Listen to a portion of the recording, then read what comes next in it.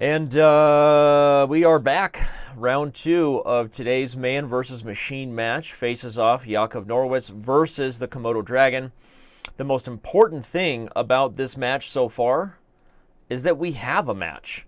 For those of you who weren't here this morning when we had the first match game go down here, I'm going to replay it for you quickly. Yakov Norwitz, being white, played a solid approach and was able to induce the very computerish but not the best human approach for a win if you're the stronger player. This allows white to eliminate the knight and immediately head into a position with an outpost square that basically means white can't lose. Simplified into an obscure bishop position, and the International Master Challenger of the Beast was able to get the half point. You're going to see a whole bunch of maneuvering from here on out that really led to nothing but a big old simplification as the rooks start to get traded on the F-file. More of that, a little more of that. Maybe the computer even almost loses it at some point here. Yakov finds a way to get in on the light squares, but a clinic in regards to how you might handle the computer, playing a position you're comfortable with, one that you're happy with, and one that limits tactics, as Yakov told us in the post-game interview. That was his strategy, and it worked well, eventually drawing this obscure bishop ending here against the Beast. And that's where we stand. And this is where our players stand right here. Let's take a quick peek on them. Of course, Komodo coming out of his hole just before nightfall, getting ready to prey on some innocent and smaller creatures. In this case, that innocent and small creature is the man with the beard, the man with the yarmulke, the man who is known as Yakov Norwitz, and he is here. If I had an applause button, I would press it, but it's time for us to get started. The games are going to begin in just a moment, and Yakov Norwitz will go for round 2 against Komodo, having drawn the first game. He will not be shut out, as yours truly was in the man versus machine match that we had last month. We're going to be analyzing this game. We're going to be having a lot of fun with these games. We're going to be poking fun. We're going to be doing a lot of stuff. I don't even know. And apparently we're waiting for the game to start right now. I'm going to check in. There we go. The game has started. All right. Komodo chess is now white. Our hero is black. And our hero is up a piece, as you can see. White is missing this pawn here on b1. Or sorry, the knight here on b1, and black is missing the pawn on b7. So, interesting, right? I mean, it's a different imbalance than the first game we had. Again, if you missed that, it was 2 pawns for black. I did just give a quick replay about it. The 2 pawns, b7 and f7, missing for Komodo. Here we have a knight off the board for a single pawn. Believe it or not, I give Yakov even better odds in this particular game than I do in the first one. Right now, the dragon is waiting. Yakov did a pretty good job managing his time in the first game, really trying to think about his approach, and right now he's doing the same. Which usually what Komodo is doing when he's waiting for his opponent to move is he hits the spinners. It's something we know. We know that Komodo likes to play with spinners. It's a weird fun fact that we learned in the middle of this just last show, that while Larry Kaufman is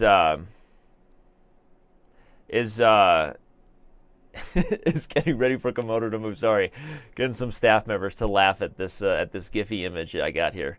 Giphy image I got here of Komodo while he eagerly awaits for his opponent to move.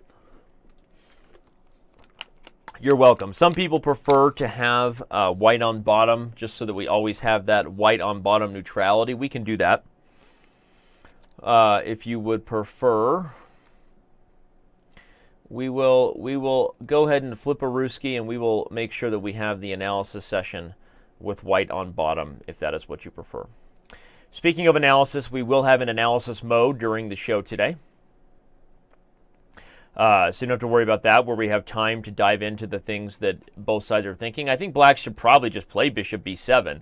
But from Yakov's perspective, I bet he's considering whether he wants that kind of fianchetto setup. It seems like the most natural and easiest development move, which it is, and it probably should be played on that principle, but again, Yakov avoided a lot of tactical situations last time, playing a position he was comfortable with. So speaking about Yakov's opening repertoire, pretty sure he's a Nimzo player, so I don't think putting this bishop here would be really out of his comfort zone, but maybe he's also a Slav player. Maybe he's debating whether he should play knight f6, symmetrical, and keep the options open. You know, why might that be the case? Well, maybe if, depending on the structure white takes, sometimes there's ideas where maybe you choose to develop the bishop this way. You know, a different type of development. And it looks like on that note, Yakov is actually going for exactly that. He's played the move knight to f6, so he is copying. He is copying the engine, the dragon. And I guess if Komodo's going to have his spinner out, come on. I should be able to play with my spinner too, right? Oh, this is so relaxing. Is it though?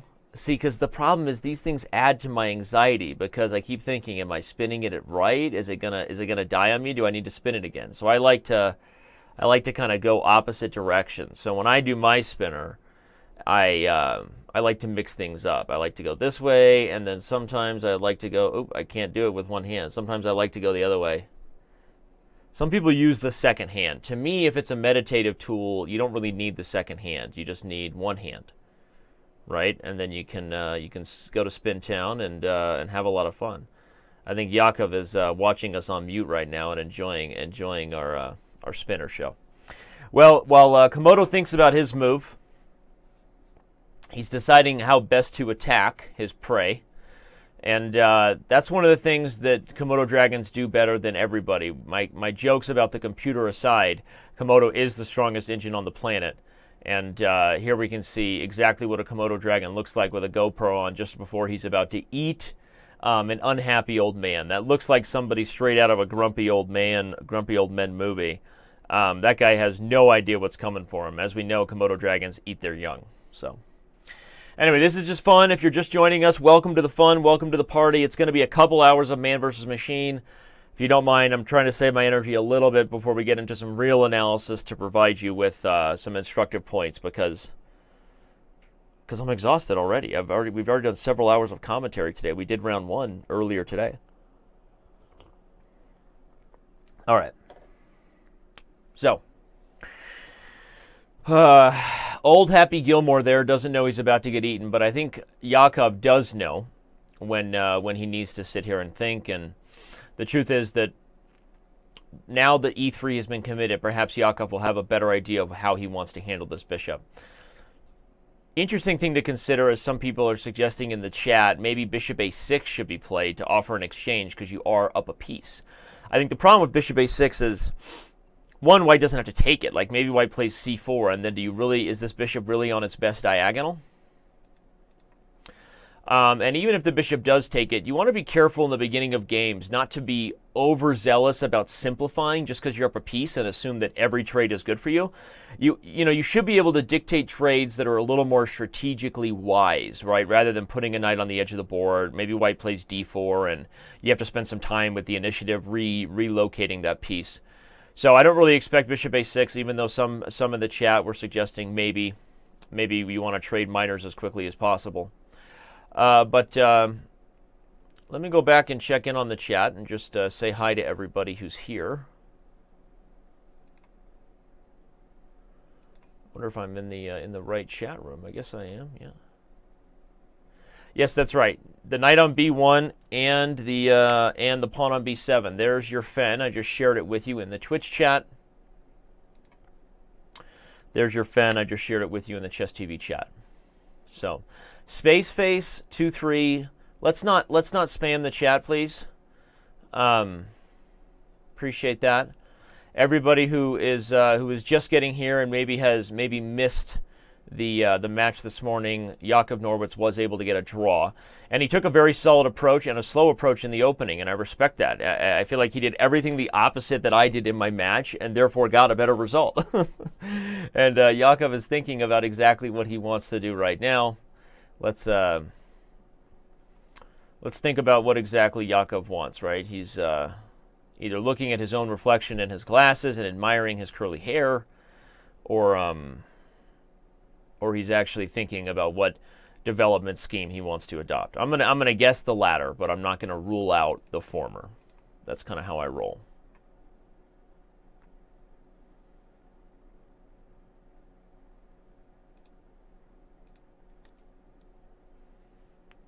Kind of how I roll in life in general. I guess the latter, but I don't rule out the former. So,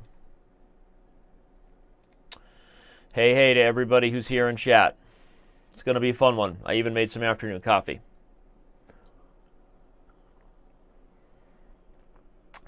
Even made some afternoon Joe, because that's how we know it's a man versus machine show. Hey, he played the King's Indian all day. He's going to put the bishop on g7, so perhaps this is Jakob's attempt once again to get a position he feels confident about. Maybe I just don't know Jakob's repertoire as black as well as I do as white. For some reason, I thought he played the Nimzo Indian. By the way, is that slobber or like an awesome piercing that's hanging from Komodo? Or do they get like weird like hangy things, like tentacle things that I don't know about? I'm not a Komodo dragon expert. Or is that seaweed? What is that hanging from his neck? Let's just hope it's not the entrails of a former victim, right? I don't know what Komodo is doing in this picture, but as we've talked about, it's Danny worked hard to get this one here. I sure did. All right, well, Larry's going to coax an answer out of this one. What we've got here is the potential. I wonder if white wants to play b3 and actually challenge the diagonal of the bishop. I wonder how Komodo thinks early in these games. If it's already aware of playing practical. Okay, he plays b4. It was actually interesting. If he's already aware of like practical ideas that might be more irritating for his human opponent. Okay, I don't think computers think like that, but I actually think putting the bishop here and using the extra b pawn to gain space makes sense. My first instinct was b3, but I like b4, and I think putting the bishop on this diagonal is something that, you know, maybe a little bit irritating for a King's Indian player who doesn't really want to see this bishop traded for this bishop if he's castled short. Okay, it's not the end of the world. Nothing is really the end of the world when you're up a piece, right? But I like b4 by Komodo. That is the truth. So we shall see. We shall see. Jakob is going into the think tank now.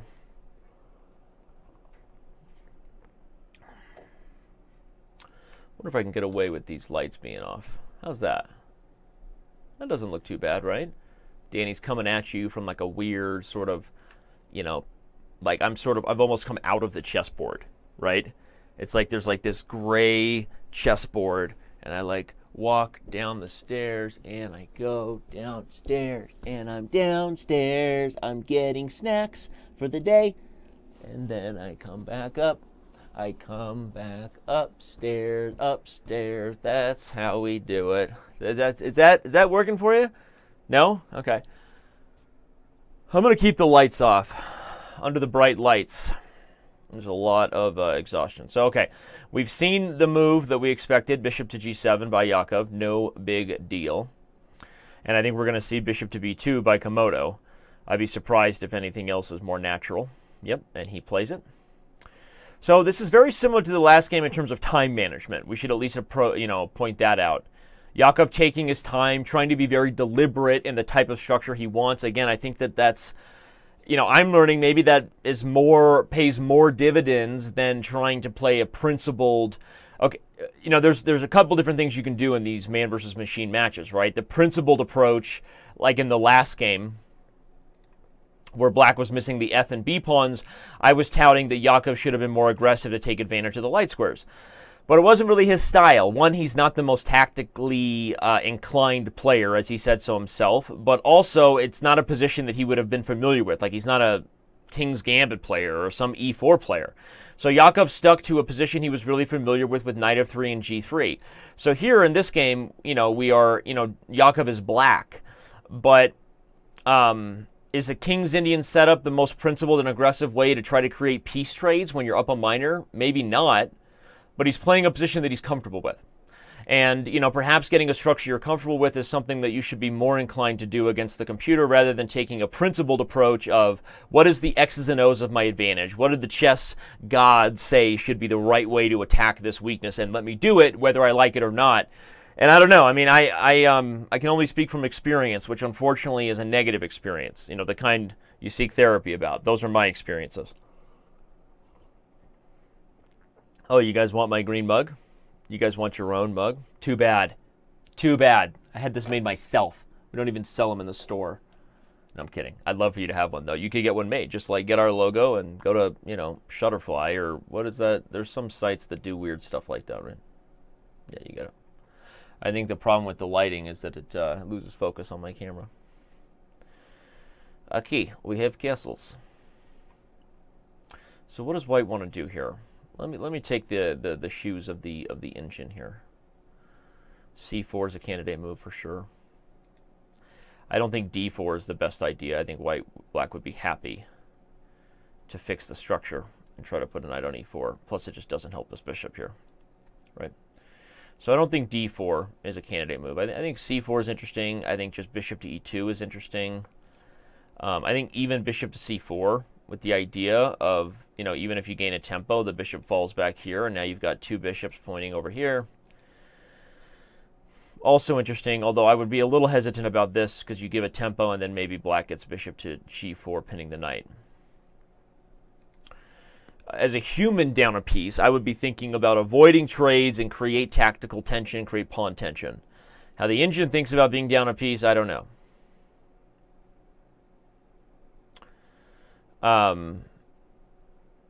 Some people in the Twitch are asking about the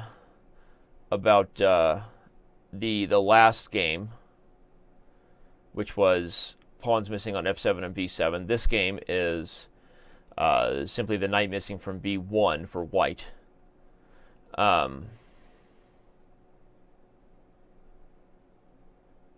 Des says Komodo has those dangling antennas just so he can have better chess skills. That, you know, maybe.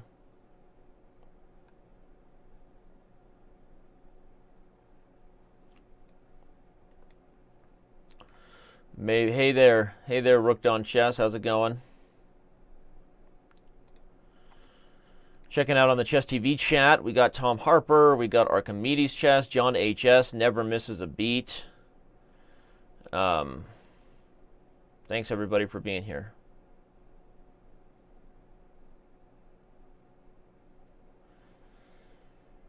Thanks everybody for being here. Slow going to start. Yakov is really in the think tank. And Komodo is, as usual, just kind of strutting his stuff around the beach. Just kind of like, hey, I'm the king of the lizards, yo.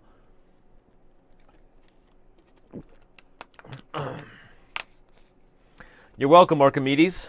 Thanks for being here. Thanks for watching. All right, and we get bishop e2. So that's not a surprising move. My three main candidate moves were bishop c4, bishop e2, and c4. But again, I think bishop e2 makes the most sense. It avoids anything in that line I was mentioning with the bishop comes to g4. And if you're black, you can't really think about much here besides just getting developed still. So I don't think white is really in any kind of risk of bishop e2. It keeps the pawns flexible. We don't know exactly what they're going to do yet. So now Yakov has to make a decision about this bishop. Is he going to play d6? Open up avenues on the king's side. It's a traditional king's Indian pawn move. Is he going to play bishop to b7? One interesting thing to think about, I'm always a little bit cautious about it, but I wonder if Yakov might be thinking about a5.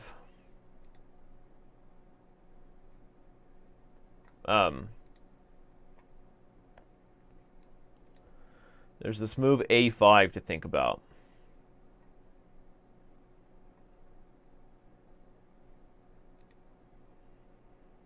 One of the reasons you think about it is that you don't want this pawn on a7 to become a long-term weakness for you if you're black.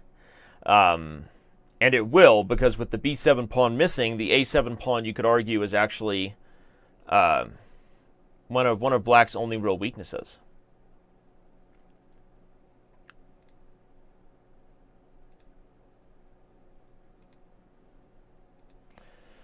So it's an a7 pawn that's isolated because of the inherently, the way that we started this whole material odds game, which is the b7 pawn is missing. So if the a7 pawn becomes an isolated pawn, I mean, let's just draw it out so people can see what I'm talking about. Like, let's say you don't play a5 and somehow this happens, a4 happens, and you do something, and I don't know, I just want to play castles because it's natural. But if something happened where white was able to get a little bit of a space advantage on the queen side using the extra pawn Komodo has, and you're sort of strapped with this a7 pawn, it's a long-term weakness. Not enough, of course, to say that white is getting any kind of real compensation for the piece. A piece is a piece. But then again, Komodo is Komodo, right? So that's kind of how it works. And I would definitely be strongly considering a5 here. I don't think that Komodo would really want to take it. Because here you wouldn't even have to take back right away. You could, go back to just developing naturally, and this a pawn is not going anywhere. Black can gobble it up when the time comes. Or you could take it, and you've got the rook on the open file, and you've returned the favor, or flipped the script, shall I say, leaving Komodo with an isolated pawn. So it's interesting. One thing to consider as a drawback of a5, which I'm sure that Yakov is considering right now, is that if a5, b5, okay, now I've taken away a couple of natural developing squares for your knight, and if you're not careful, this a pawn will become weak. So now you do something else, let's say, I don't know, and they get a4, and maybe this pawn is like a long-term target without the support of the normal b pawn. So these are interesting dynamic features that wouldn't normally exist if this was a classical chess game, right? You've already got the, the immediate disappearance of the pawn, but okay, white is also down a piece. Imaginary eclipse is suggesting possibly an idea of d6 and e5.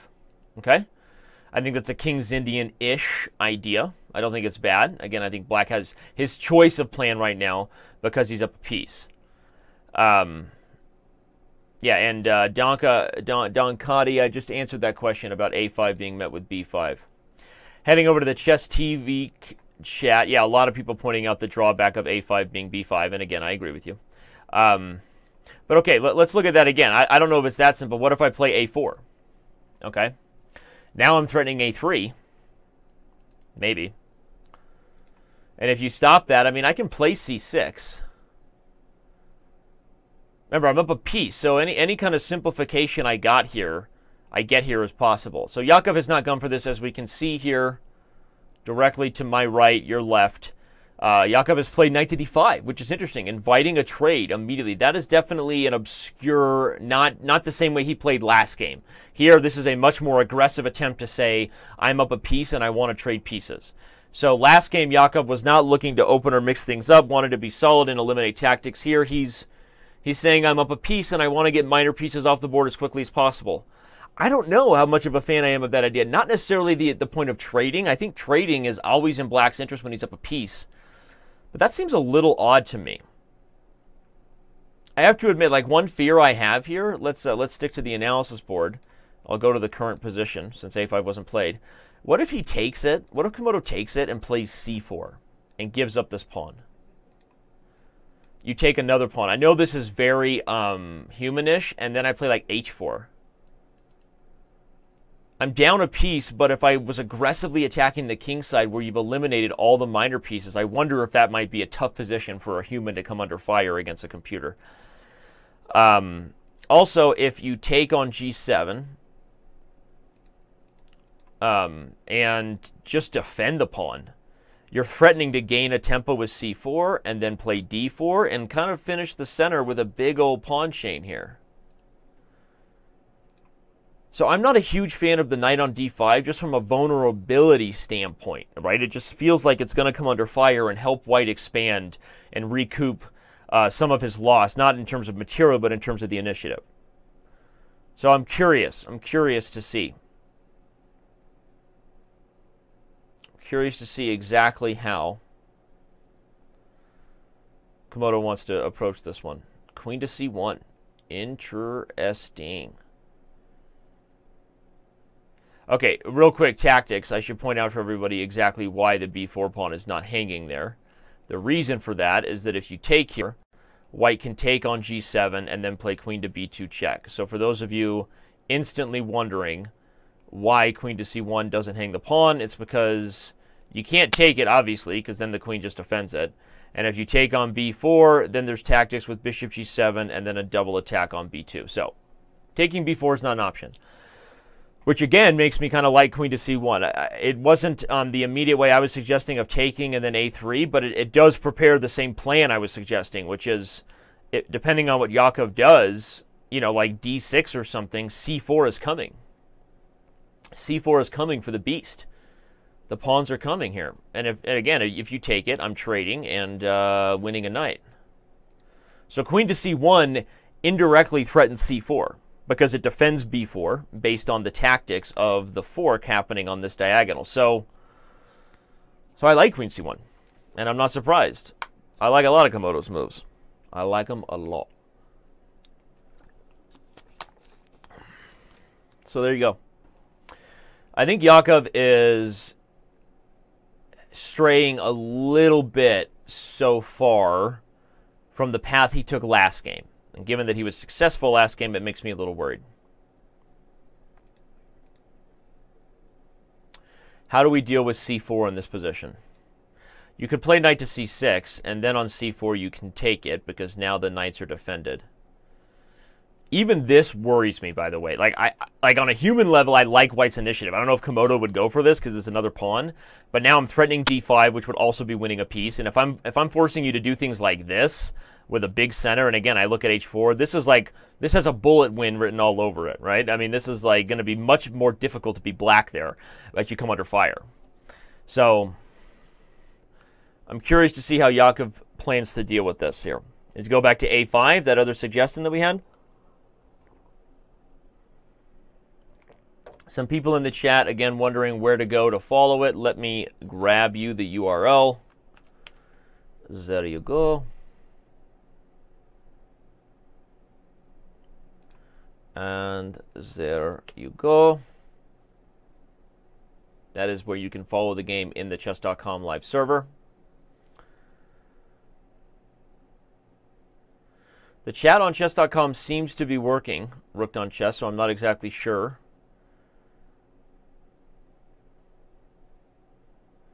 A human 2577 cannot win versus a 3300 computer without odds. The whole point of this for the Masktian is that this position started out with some odds, as has been pasted. We need a team member to update the MooBot odds if possible. But this right here.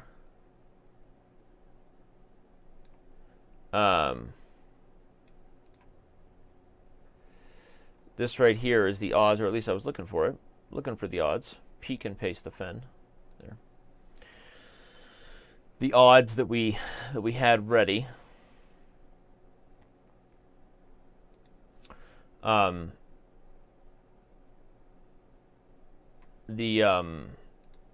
White started out down a piece. That's kind of the thing. So normally, yes, it would be a massive mismatch, and it's still a mismatch, even with the piece. That's why the humans were happy to even draw up a couple pawns last game. All right, so he plays bishop to b7. Interesting. Defending the knight. The problem I have with this is that it doesn't actually stop c4. So how is Yakov dealing with c4?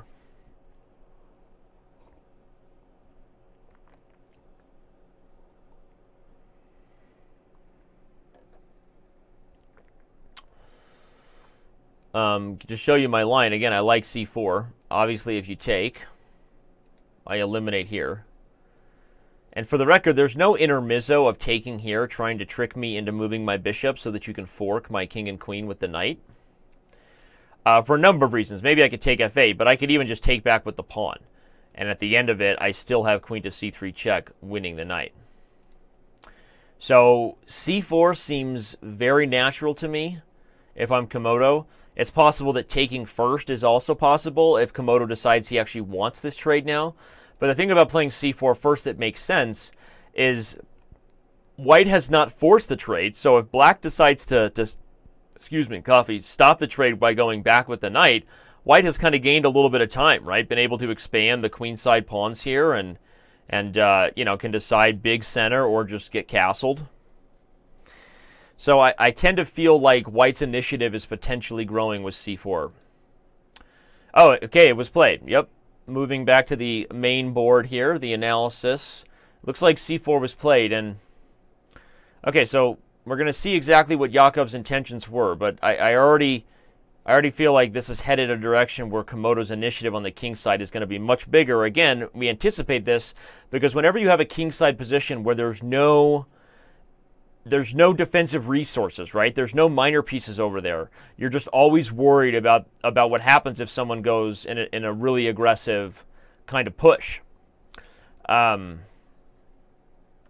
More of you are asking for the Fen as we update the move bots. I'm going to go grab it for you. Go grab you that Fen. Trying to stay on top of your chat wisdom. The chat wisdom of the people. I got a cool little chair here that I'm sitting on with my knees because I'm at a standing desk. And it's kind of funky, but I hope you like it. I hope you like it. All right, let's check back in on our players here.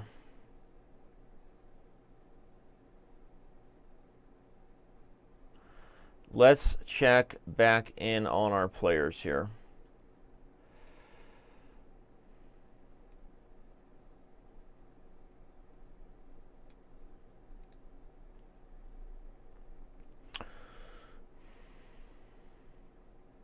Yakov hasn't moved.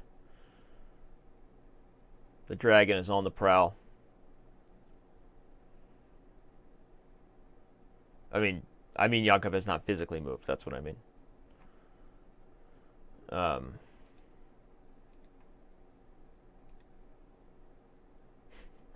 Get yourself a proper chair, Daniel. You deserve it.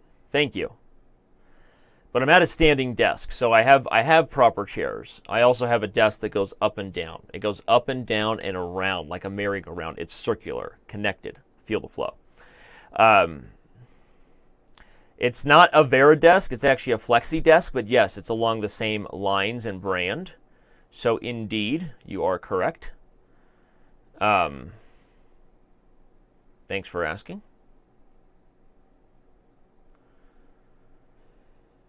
The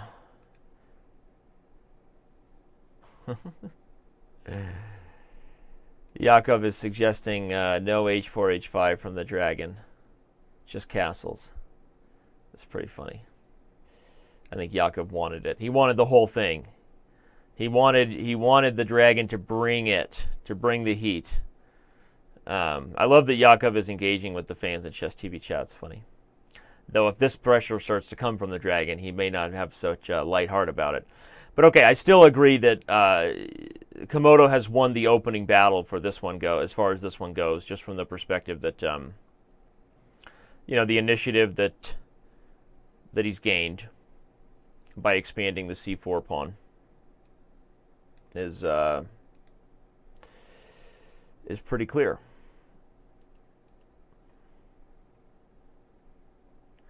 And Yakov still has to figure out how he wants to develop his queen side. Knight to c6 is probably just met with like b5, and that knight doesn't have many places to go. Right? So c5 and a5 are kind of off the table now because, for one thing, White might just capture it. And you've got this discovered attack on the bishop. But if you can't put your knight in front of the pawn and you don't want to expand the pawns, you're going back to d6. And d6 is kind of the King's Indian approach we've seen recommended a couple times here. I think that there's a couple options. I get nervous about suggesting d4 because I don't want to give up any more control over the light squares that I don't have to. If black puts a knight in e4, it's a good position. But d4 is maybe not bad either. Space is space. I would bet that if d6 is played, Komodo plays something like a4 and just like kind of expands on the queen side and leaves the tension in the center.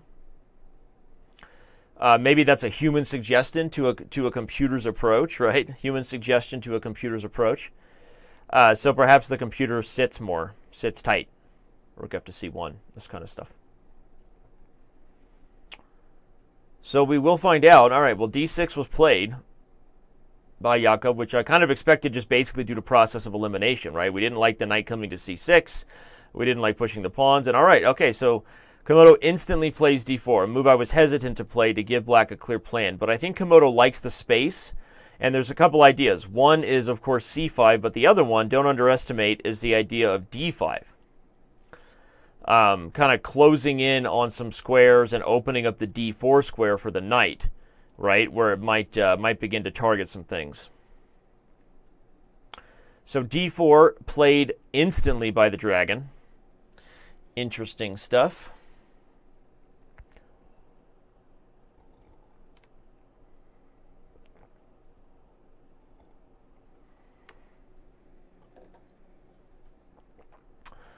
Interesting stuff. d4 played instantly by the dragon. He's got his eyes set. He's got his eyes set on his prey.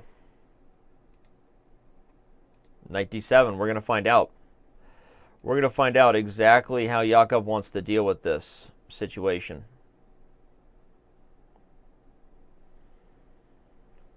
How scary would that be to have a Komodo dragon? I'm getting dizzy just watching it. Just like, I mean, I know he's like probably a Komodo dragon trainer. I'm sure they've taken like the venom out of this one, all that stuff. I'm sure this whole thing is a lot more docile than it seems. But that's a GoPro that I'm not really interested in dealing with. All right. Rook F to C1. Good move. Preparing the potential push of C5. What happens if black just does some sort of random move here? Let's go back to the analysis and see.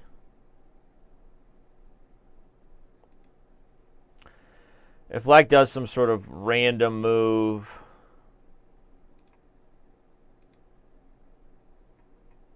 like a6, and then white gets c5, this is pretty rough, right? You don't want this big pawn chain here. But that means that Yakov has to be thinking about playing c5 himself, which you can't really do unless you're prepared to like part with the bishop and gain a tempo, which just doesn't seem right anyway, because you may end up losing material regardless. So if there's no forced way to make c5 work, you have to wonder how I mean, because Komodo's intentions are clear. I mean, the last two moves were what, right? d4 and c5. And Komodo is eyeing this breakthrough to gain space. And again, c5 for black is not really an option due to the fact that the bishop is on pre. So, the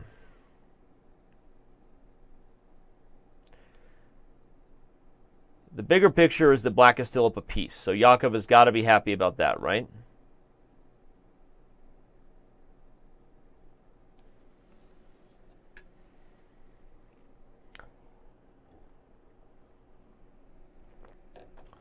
Yakov has got to be happy about that. But as we've seen, Yakov leans in when he really feels like he needs to focus here. So he's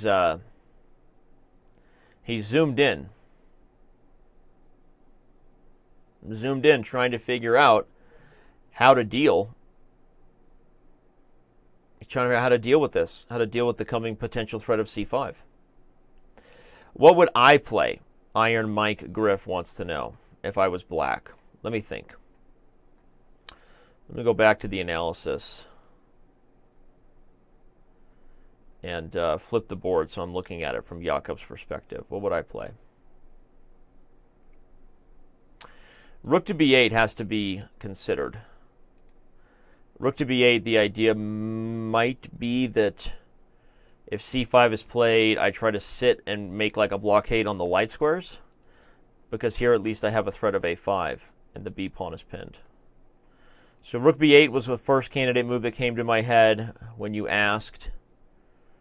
Even c5, but okay, let's go with this for a second. c5 takes and then rook b8 intermezzo. The idea here is you can't just keep gobbling pawns because I'm going to take on f3 and eventually have this discovered attack against the queen. So then if you move the queen and I take, I haven't given up the light square bishop yet. So even though you go take all these pawns, is opening the position at all advantageous for me? Maybe not. I mean, I'm still up a piece, but he's getting a lot of pawns. So I keep coming back to this rook to b8 move, but maybe I just can't justify it. But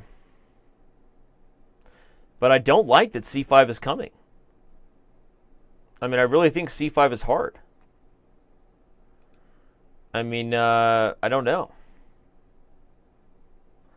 The dragon could be spinning his wheels here for a little while, because Jakub looks like he's gone into his deepest think of the match, to be honest. Trying to adjust my camera here. Sorry about that. Jakub looks like he's gone into the deepest think of the match.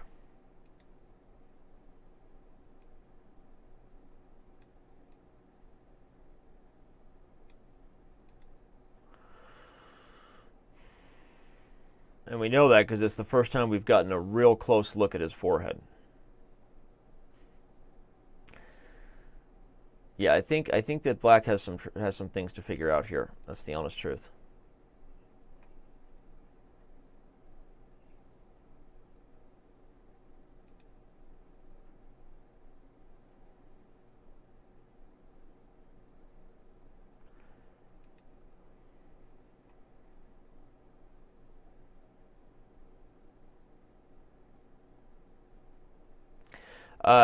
No, random hamburger. I don't think Jakub can hear me speaking. One, he wouldn't want to hear me speaking during the match because it would be distracting, and I'm certainly not thinking as deeply as says.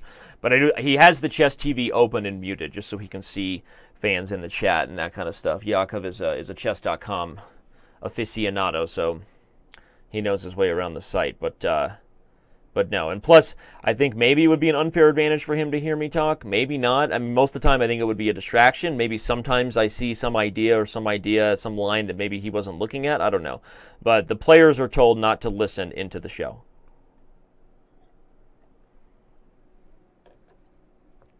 Plus, I know that Jakub has music going. Of course, yeah, Bloom Queen 1993. Of course, the position is winning for black, but not easy to do it. That's exactly what it is when you face off against the dragon.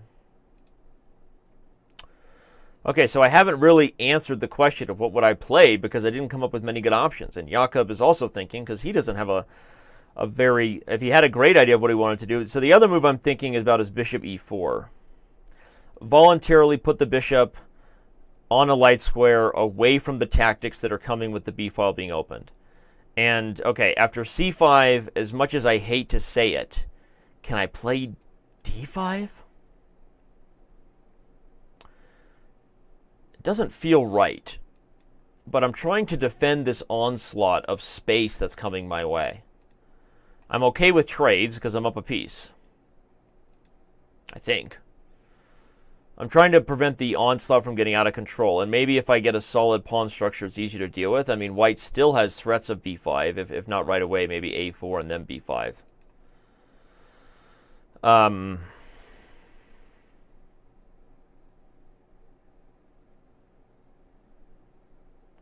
So bishop e4 is a possible option, but I think this is a tough position for black.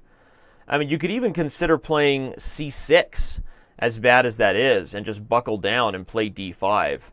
This bishop is really not ideal anymore, but again, you're up a piece and you're hoping to try to maybe go play the long game here and remaneuver. None of those things seem happy. Okay, he plays a5. So he's giving back a pawn should white decide to take it. The issue with taking it, of course, is that these pawns are doubled, so Komodo's not going to be thrilled about that.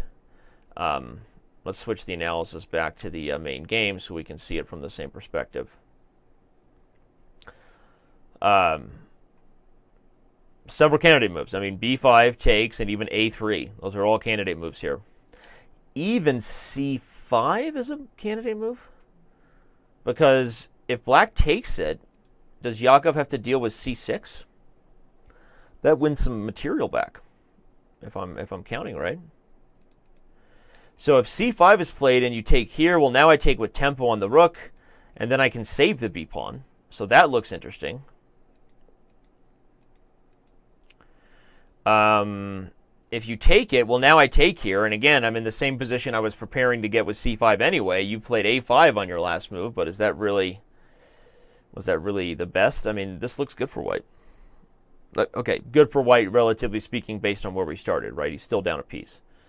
But you like the direction if you're a fan of the lizard, which if any of you are a fan of this kind of savage behavior, shame on you. All right, not really sure exactly what Yakov is thinking about now, but he has a decent amount to be thinking about. I'm going to readjust my position here. He has a decent amount of things to be thinking about.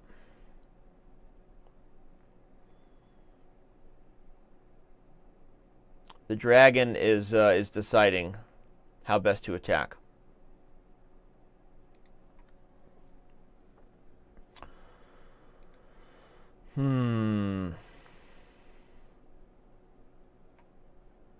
Not quite sure on that one.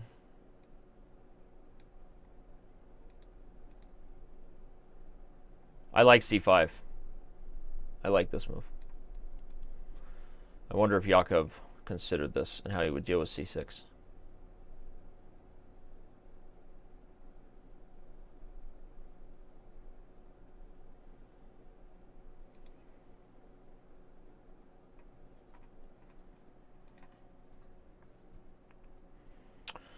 We're going to find out. It's always a bad sign if Danny is guessing the computer's moves. That means they're that obvious. Yeah. Me likey c5y. And as I've already pointed out on the analysis board, if takes, comes with a tempo on the bishop. The bishop moves to a solid square. And he's still okay. I mean, Yakov is still up a piece, but this whole expansion and opening of the queen side and this nice pawn on c5 makes you feel like white has improved his position. I don't really know how Komodo goes after the a5 pawn yet. I don't know how Komodo does that, but it's, okay, a computer idea, but we learn to think like computers when we're analyzing with them, like rook to c3, followed by rook a3, followed by ganging up on the little guy. Okay, so Yakov plays bishop d5 first before exchanging. I think we still have some of those critical thoughts to think about. But now that you haven't exchanged, you have to wonder if the computer's approach to support this pawn advance is going to be b5. Yeah, he plays it instantly. I have now guessed 3 Komodo moves in a row. We have problems. Sound the alarm, people. The end is nigh. Yeah, b5 makes a lot of sense. I actually don't agree with Yakov's choice. I think he should have taken and tried to play bishop d5. At the very least, prevent the pawn majority from getting out of control. Now with the pawns on a5, on b5 and c5, white's going to play a4 and reinforce that pawn. And even if you don't like pawns, you do have to like symmetry. And I just drew a smiley face. Just kidding. Yeah, anyway, no, these 2 pawns are very well placed. They're restrictive to black's minor pieces, and it's exactly how the pawns expose the pieces in terms of taking away squares, because they're worth less, so they can't be directly challenged by the minors, right? You don't want to lose a piece for a pawn. It's amazing to think that, like, Komodo was down a piece to start this game, and he is just, like, rolling forward. The engine is so abusive. I personally am critical of the path Yakov started here with knight to d5. I think that this was a mistake, and likely an underestimation or a miscalculation of the strength of c4. I mean, honestly, this was the idea that we pointed out. Komodo went for it. I really liked that idea. Okay, I was talking about h4, h5. That's the bullet brawl in me speaking. But the truth is, this big majority here and the obvious and natural space expansion is a problem for black. Okay, e6 makes sense. Yakov has played e6 to support the bishop and to open up avenues for the queen. And certainly, black is not losing yet, right? It's, you know, you're still up a piece for a pawn. how does Komodo want to play the position now? Does he want to relocate the knight to things like d3 and maybe play like pawns to f3 and e4? Knight to d2 is also interesting along those same lines. Just to keep a support of the pawn, you can also play rook to c3 now and then double. I think rook to c3 now works. I think something like a4, queen e7, queen a3 is interesting. This also supports the pawn, keeps the pressure, and white can play rook on the c file and build up.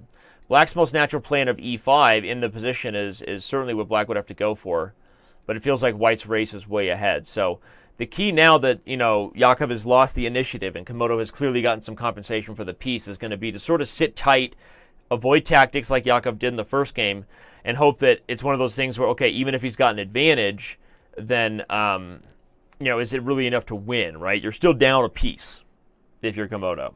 A piece is a piece.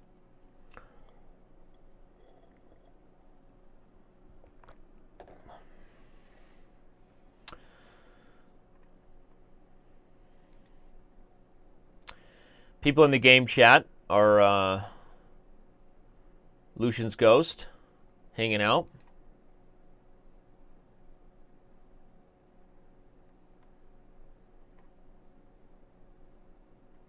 Archimedes Chess says he feels like half of Black's pieces aren't playing, and that's because half of them are stuck and sort of fighting each other for squares, right? It's never an ideal scenario when you have limited mobility for your knights. Archimedes recommends knight d2. I agree. That's a candidate move. I still think a4 and queen a3, that plan I recommended of building on the c file, is a candidate move. And even rook up right away. Maybe I don't want to play a4 because maybe at some point I want to switch and try to go target this a5 pawn. You know, the one worry about putting a rook on c3 if you're Komodo is things with knight e4, right? And maybe I'm just wrong, and maybe that's a fork that we can't avoid. Okay. So rook c3 immediately off the table for that reason, and that's another reason why knight d2 might be possible. But if knight d2 and queen c7, white no longer has time to play rook c3 because Jakub can gobble the pawn. So white would have to find a way to defend the c pawn or to do something with it, right?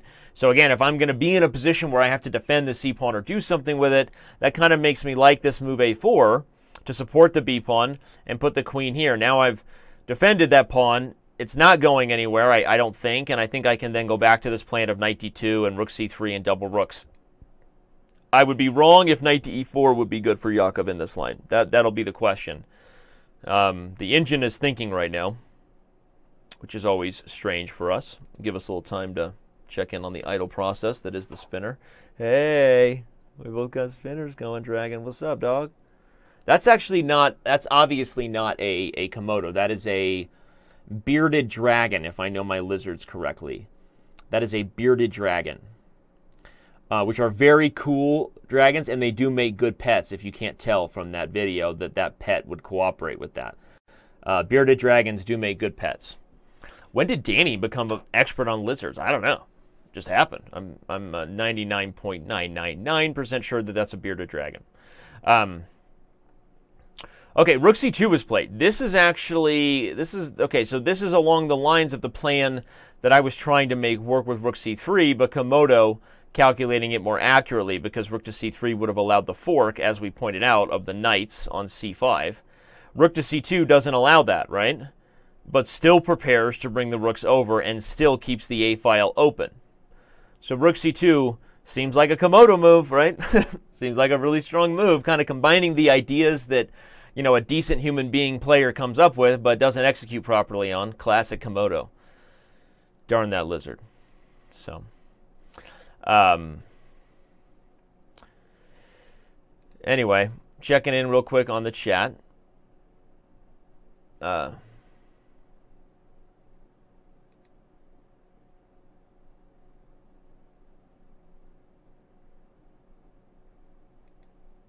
Interesting conversation going on in Twitch about composing positions that computers can't solve.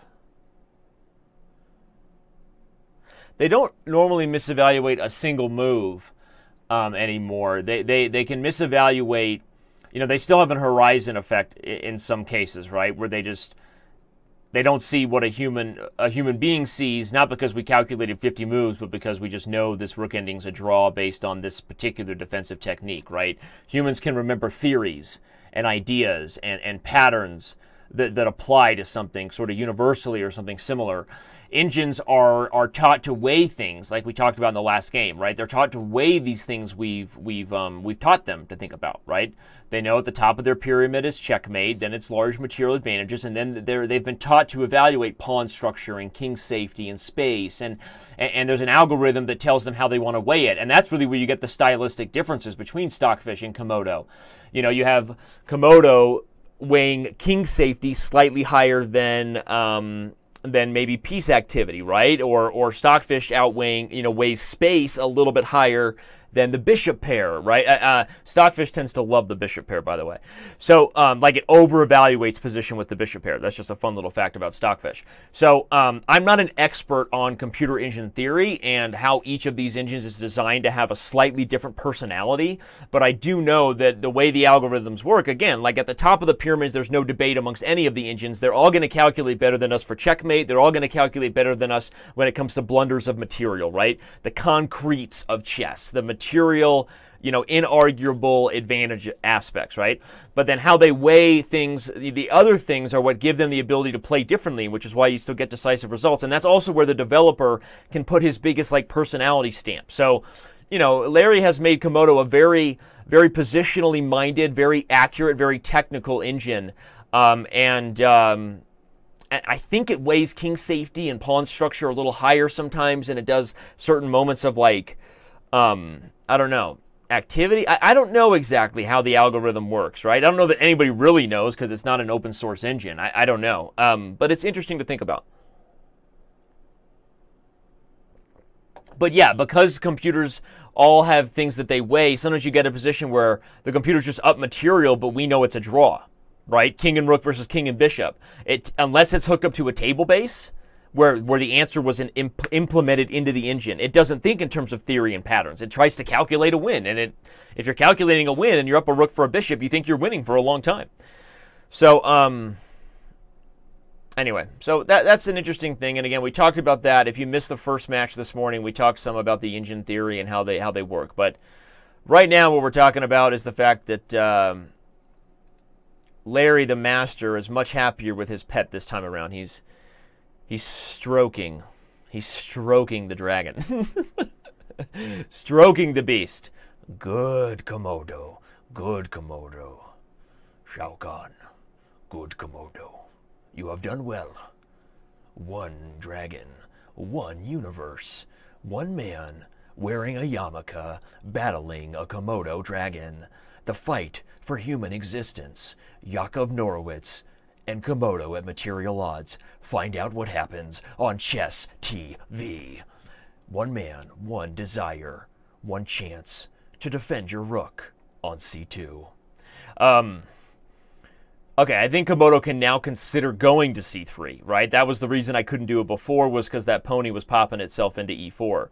If the pony's no longer popping, maybe the rook be dropping. Hashtag, it's rhyme time. No, the rook could also go back to C1, and I wouldn't consider it that big of a waste of tempo. It's an interesting little tickle to play with the computer if you're Yakov, because you want to take advantage of that contempt setting, right? Where the contempt setting is where the computer, exactly, Yakov is going to have to decide what he wants to do, because the contempt setting is where the computer doesn't want the draw. So if Yakov goes back to B7 right now, I'm going to bet you the Komodo does not repeat moves. Even if it initially assessed Rook C2 as the best move, that's one way a human can take advantage of the engine and these material odds. So if you're a grandmaster or an international master out there who we may hire for a match one day, you should remember these pieces of advice, because I've lost a lot of these games, but I know a lot about the way the match format and system works, which is Larry doesn't want the draw. Larry Kaufman, who's stroking his dragon right above my head here, doesn't want Komodo to take the draw. He wants Komodo to eat. Okay, he wants Komodo to be on the hunt. And if that's the case, and he wants Komodo to be on the hunt, then he's going to make sure that the rook doesn't repeat. So I would repeat if I was Yakov. I really would. I would repeat. I would go back to D5 and just play tickle and see what the engine does.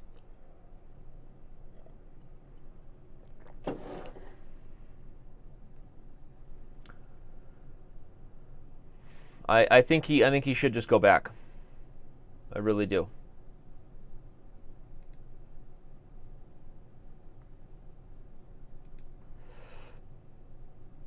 I think he should just go back.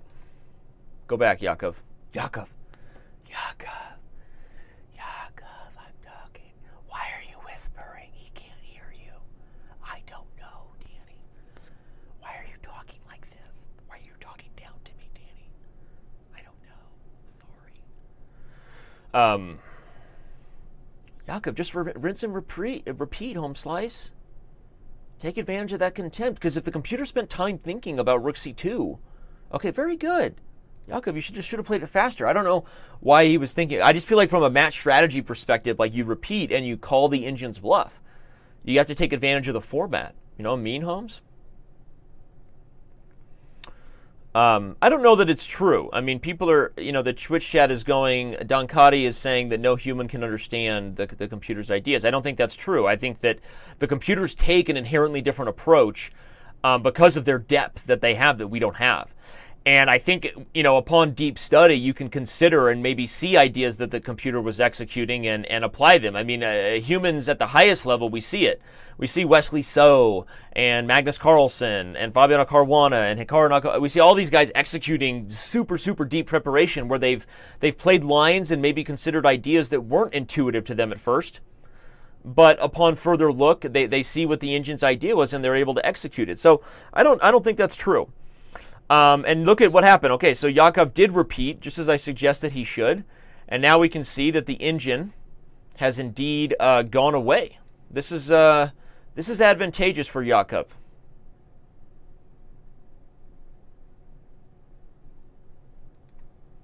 Oh, you guys are talking about AlphaGo. Yeah, I mean, that was a huge loss for humanity, right? When Go, the best Go players, finally lost to the Google Alpha computer. So that was rough, and I think it's only a matter of time. Computers they just have to be taught what to think about, and then they can do it faster and deeper, and that's why they're going to be better, because, you know, we're human beings. But that's what makes games interesting too, is the mistakes.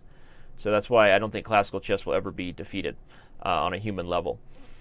Okay, this is cool. So look what happened there. As I said in the analysis, when I suggested that black should repeat, I said that even though the engine took several moments, to decide rook c2 was the best, but then it had to go away from it because of the contempt setting where it doesn't want to draw. So that was well played match strategy by Yakov. I just think he should have played faster.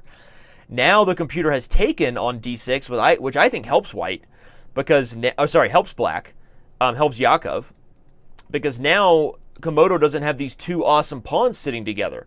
But the computer had a tough decision. He didn't want to draw, and there was no other way to maybe hold them in lieu of the threat of queen e7. So interesting stuff, right? So Yakov took advantage of that. The computer has to trade. Now the computer plays knight to d2. You know, Yakov still has its work cut out for him, but that was a good strategy.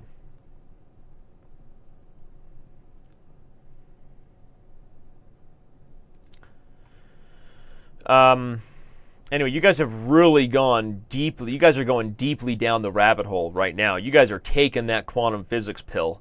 You guys might as well just start talking about, you know, quantum chess and, you know, how you're going to smell colors and, you know, see sounds or something here in a second. I don't want to talk about the future of humanity computers. What's up, Diz Nuts? What's up, Diz? Everybody in the chat. Okay, now this is interesting. Yakov just played a4, everybody. Buckle up, because it's about to get real up on her. It's getting hot in her. I'm about to take off all my clothes. I am getting so hot. Come on, Nelly. Right. It is getting hot in here, by the way. My office gets hot. It's partly why I turned off the lights, right? Camera 1. Camera 2. Camera 1. Camera 2. I choose life. I think if I'm gonna do this Chess TV gig in my life for like another 10 years, like I need to do something about the lighting situation, because it like is frying my face when I'm doing these 3.5, 4-hour shows with professional lighting and soundproof. It's like, Anyway, what we have here now? Seriously, let's analyze this guy. Okay, let me see. We have this guy here. He's gonna go there, and then he gets trapped. Okay. No, a4. Peshka. So why did Yakov play a4? He played a4 to stop the knight from coming to b3, and he didn't like the idea of Komodo playing a4 and making this guy kind of a stuck target, I guess, to the knight here. But a4 is risky, right? It's double-edged in its own right because that a pawn is getting overextended.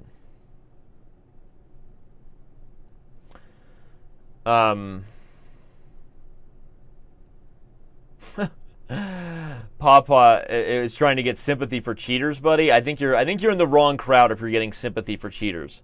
Saying Komodo gets a premium membership and we, meaning you've done it before, get banned if you play with a computer. Yes, that's right. Have you guys seen our now monthly statement on how many players and people we've banned for cheating? We do so much behind the scenes, and so many people wonder, and I claim these investments and how we're putting more money into chess statistics and cheat detection than pretty much probably everybody else combined, and that's partly the position we're in. It's kind of our responsibility as Chess.com. We have to do this. But we have, obviously those of you who follow Chess.com closely, we're not afraid to pull the trigger on closing grandmasters, and we will continue to fight for the integrity of chess and look into the eyes of the whatever. No, but we really do. All self-righteous jokes aside, but we fight for chess, and we have now decided we will be publishing a monthly blog. Our head chief detective. He's not our head statistician. We have others working on the algorithm, mathematical parts of how we catch cheaters. But our head cheat detective, a person I work very closely with, as I tend to make a lot of those decisions when it comes down to it in terms of title player evaluations, whether they are cheating. But you can check out his blog. I'll share a link to it.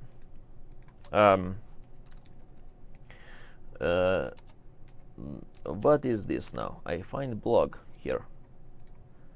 I don't know where it is. Pete, will you go find the blog?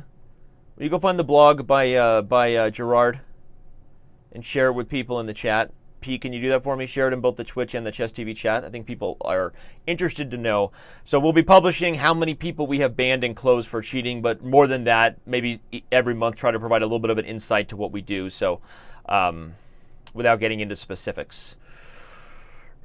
All right, what's happening here? We've got lots to analyze here. We have this pawn, a4. We have maybe plan f3, e4.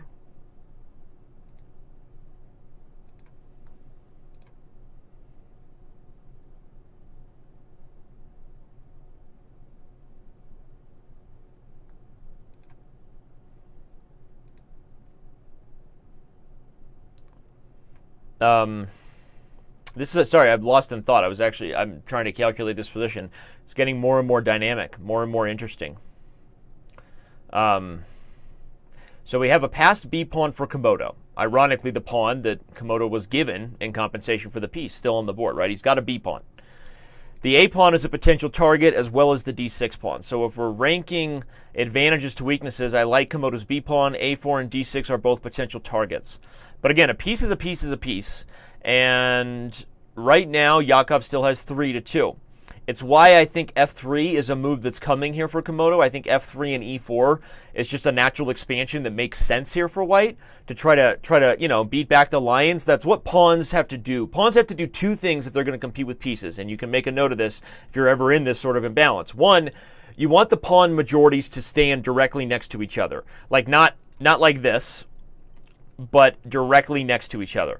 Because when pawns can hold their ground, right, they can keep the stronger pieces back, right? If you can keep your pawns together, you're inherently restricting access to otherwise important squares. So pawns do well against minor pieces when they hold themselves directly together. Again, not advanced either way. So that's pro tip number one. The only other way pawns can ever compete with pieces, besides standing side by side, is if they become a queen, right? As if pawns become passed. Maybe not necessarily a queen, but they become a passer that has to be dealt with, right? A passed pawn that has to be blockaded. So it sounds basic sometimes when I give you those tips, but the insight is important because a lot of times when you find yourself in these imbalances, lack of a plan is the most difficult aspect of how to play a position, not necessarily whether you're unbiasedly better or worse. It's do you have the right plan? So if you're playing pawns versus pieces, you want your pawns to stand together for as much and as long as possible. This is how they restrict. And if you have a pass pawn, this can become difficult for any single minor piece to deal with, especially knights. We know knights don't do great against pass pawns. Okay, e5 is played. I kind of expected this move from Yakov, but I still feel like the dynamic aspects of this position, yeah, may be favoring Komodo. And he goes for e4, so I like this plan for white. And I think if bishop to e6 is played by Yakov, we may even see the move rook to c6 rather than taking or pushing, because here I have this idea. Do I? Maybe I don't, because Yakov has some tricks. The rook is pinned to the queen, possibly. Maybe there's some tricks there. Okay, we're not going to find out because Yakov decides he wants to keep an eye on this c6 square and brings the bishop back to b7. I think that's a wise decision by Yakov. I think c6 was coming. If you're just joining us, the result of round one, Martinos, was a draw. Yakov Norwitz played incredibly well. I highly suggest that you take a look at the show. You can watch the video on demand right here on Twitch in the video library. We'll probably have some highlights made for other social media soon. It'll also be uploaded to YouTube. All right.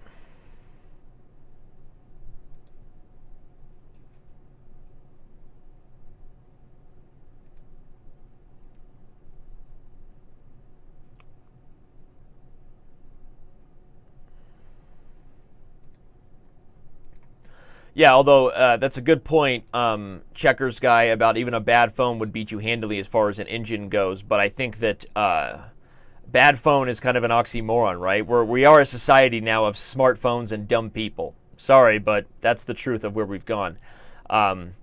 Even these days, you know, the microchip inside of a phone is a monster compared to the first ever computers, right? So I mean, smartphones and dumb people. That is surprising by Komodo. Yeah, I got to ask Yakov about that. Komodo took? What is the follow-up that I'm missing? I'm guessing there has to be some sort of idea follow-up here that I just completely did not look at. Because that is so anti-positional. Opening up the dark squares for the queen, opening up the dark squares to get access to the king. I don't see anything concretely happening on the d file. Is he just going to bring the rook back to d1 and then slowly maneuver? That is a weird move. That's the honest truth. That's a weird move by Komodo.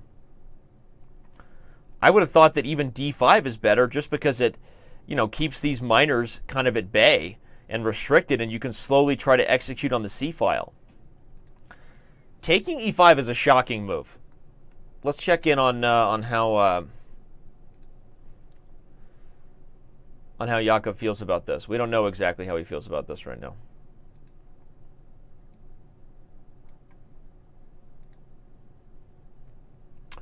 We don't know how Yakov feels about this right now, but apparently he's looking down at something or typing or I don't know.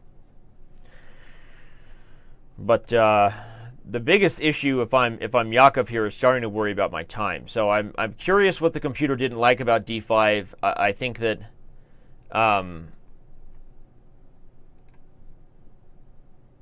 what's the point? So if black now plays queen to d4 check, and white plays king h1, does Yakov have any chance to get an initiative on the dark squares before white challenges the d file? Maybe not. Maybe that's where the engine sees more clearly than we do, or than I do at least. I won't include you in any of my opinions. I know how you feel about being guilty by association. I'll leave all of you in the chat out of this. One interesting thing is that this check can actually be met by knight e3.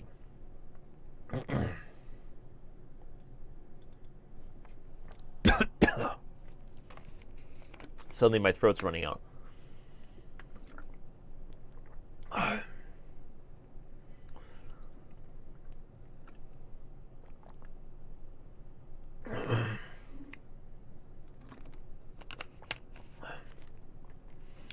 Um,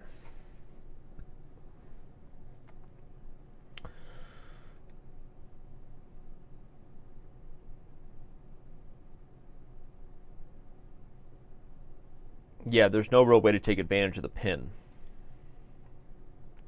And soon rook to d1 is coming. Winter is coming. Rook to d1 is coming.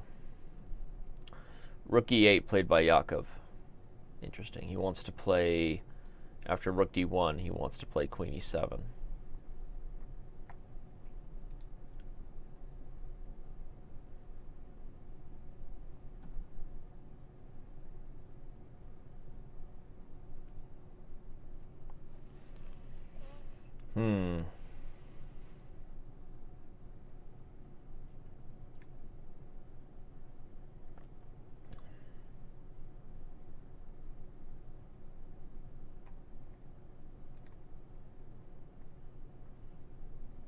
I think rook d1 makes sense for Komodo. Queen e7, you'd like to be able to trade if you're white and then fork the knights, winning a piece. But, okay, black can move a knight and defend both. Still don't underestimate this being possible, because black is gaining a bit of an initiative. I guess you don't want to trade pieces if you're black, so you have to be very careful how the end of those lines go. I'm still surprised about taking on e5. I don't know. To me, that would not be how I would play if I was down a piece, but the engine thinks about the math differently than I think about the math. So if you play rook to d1 and you have no intention of trading queens, that means you have to slide over and hit the knight here. It's possible. We're going to find out, because it looks like Komodo has played the move we were expecting, putting a rook on the d-file, the move I was expecting anyway. And Yakov plays the response I was expecting, so if I had to guess, I'm going to say that the computer plays queen e3, but that seems like a weird move to play when you've just put the knight on f1, which clearly had intentions of using that square. So if the queen is going to take away the square for the knight, that means the queen has to find another square. Is that b2? Is that c3? But that allows a tempo on the c-file. And if none of that's true, okay, then he's got to trade. And if he's got to trade like he's doing, I wouldn't be going for this if I was the computer unless I had a concrete follow-up. So we'll see what he has. And again, I guess I'm possibly underestimating the issues that black is still faced with here. In fact, now that I look at it, I bet Komodo plays knight e3 here. It's fascinating to see that Komodo's understanding of well-placed pieces. I feel like he outmaneuvers people better than all the other engines combined. He just, because you're in this position here where, again, you're up a piece, but your minors have like no squares. You're just completely strangled. The only reason to play rook d6 first, if that's what Komodo goes for, is if there's other advantages here. I mean, maybe there are, right? I mean, you put the knights on sort of like a bad little defensive situation and then bring the knight e3. Okay, it looks like Komodo likes that idea. Because I don't think Yakov really wants to play rook e6. Yakov might play rook e6 just because trading pieces makes you feel good when you're up a piece, but I don't think this is the proper transition for black. So Yakov has a tough decision to make. Do I defend my knights by putting one of them on a passive square, depending on which one I want to do? Or do I defend by making a trade and creating a structure that's less than ideal for me, as they say? I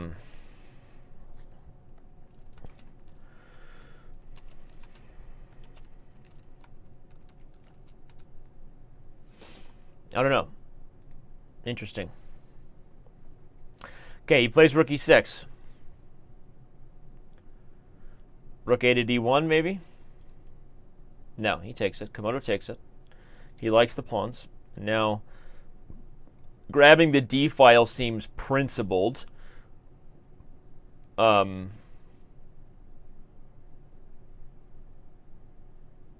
got to give Yakov credit, right? I mean, he's been sort of fumbling, right? White's had the initiative here for a while. But Yakov is still up a piece, and he hasn't given any material back besides the pawn that it started out with, right? If you're just joining us, of course, this is a material odds man versus machine throwdown. Okay, things started one night. Yakov and Bearded Dragon had a few too many. they started spinning together. They just started spinning, and then things got weird, led to a match challenge. No, but seriously, this is a man versus machine match. We do this from time to time. You know it. And the position that was started here was a position where white was missing the b2 pawn, and black had a knight. Black had an extra knight.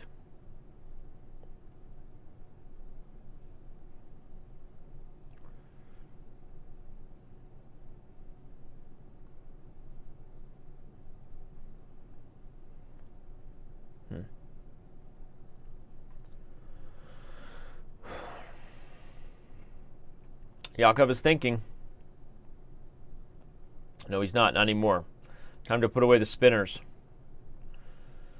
Time to put away the spinners if you're Komodo and get back on the hunt here.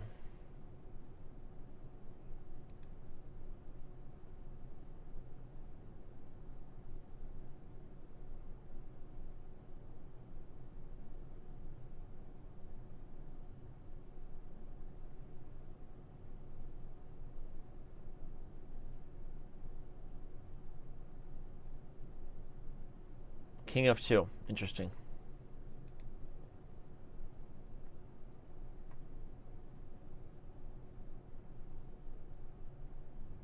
But Yakov is playing well. I mean, he really is. He's up a piece. And he's got a clear plan.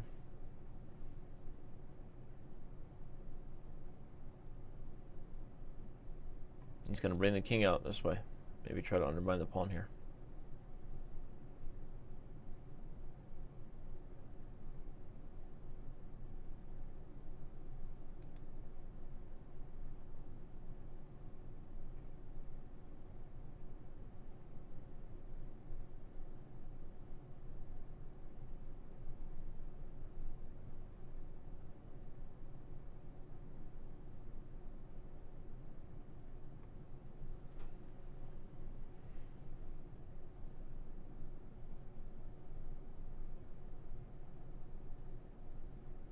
Interesting. Bishop f1.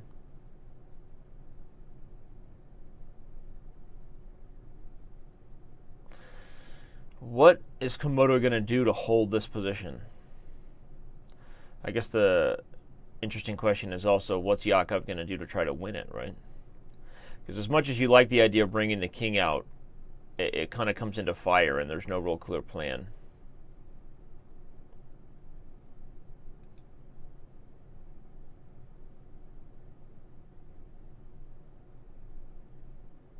Rook c8 is interesting by Yakov, but it threatens to come into c2. And the problem is that as long as Komodo is on c2, then there's no real infiltration.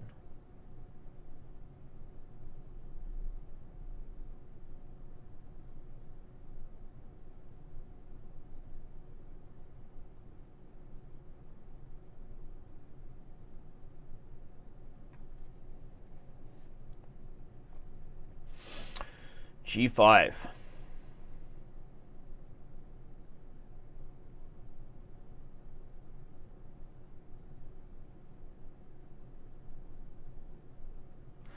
I'm really struggling. I'm at a loss here to figure out plans for either side.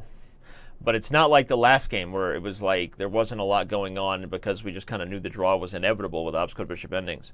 The opposite bishop ending. In this case, I think there's still plenty of play for both sides. I guess what Komodo lacks is a clear way to challenge either of the open files without just trading rooks. And so that makes it hard for Komodo to think about ever kind of using the b pawn. You can't get the rook to help on the open file.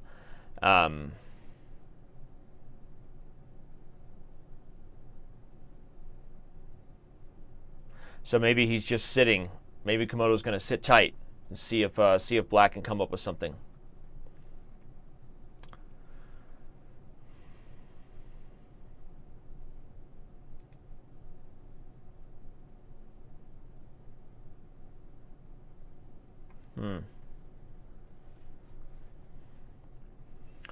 Maybe h3. Okay, yeah. He plays h3. I agree. Slows down. Maybe... I don't know that white ever really wants to play g4 because that eliminates a lot of the flexibility in the structure, right? If you get something like h6 and g4, all the pawns are just completely stuck to each other and no real breakthroughs. Plus, if you're white, you know, your light square pawns may be targets in the long run. So you have to be a little careful. h3 is played.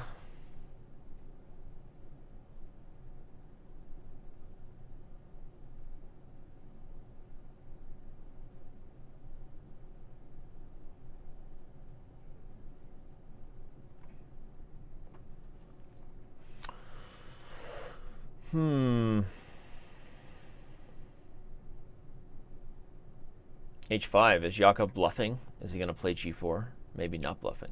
g4 is not a bad idea. I mean, Yakov can play g4 and undermine the f3 pawn, right? Which is maybe critical. The big issue is I guess if you're white, I mean, I guess what if you sit tight? How do you properly sit tight? Maybe move the bishop. Okay, he moves the rook. But if g4 is played, and I guess if g4 is played, probably Komodo captures once and then continues to sit tight. And maybe it's not making enough. But the truth is, we're back in a position where the more I look at it with this g4 plan coming, it seems like black is in the driver's seat. Seems like Yakov is once again playing for two results.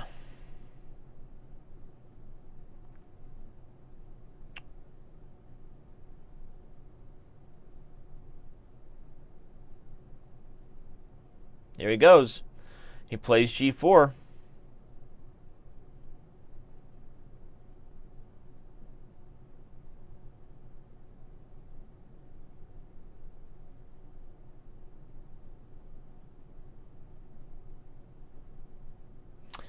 Me likey. What's Yakov thinking? Same thing he was thinking before.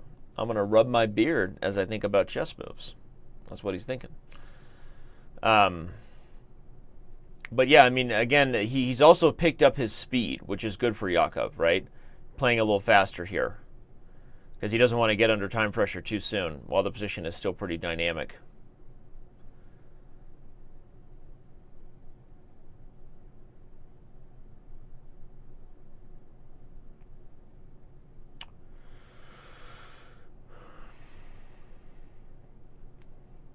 Interesting stuff. I like his approach here. I like Yakov's approach. I'm not sure how white is going to deal with the threat of g4 at this time.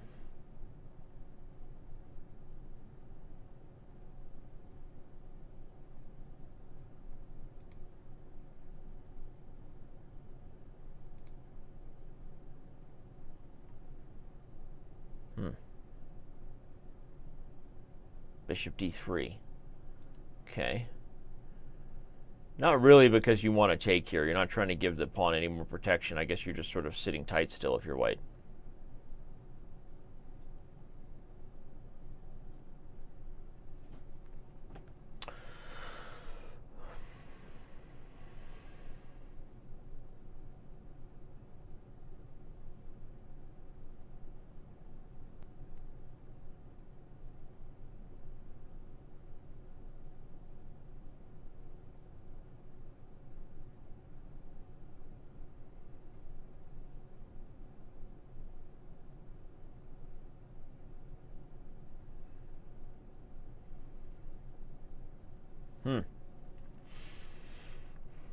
Yakov can now swing the rook over to the king side.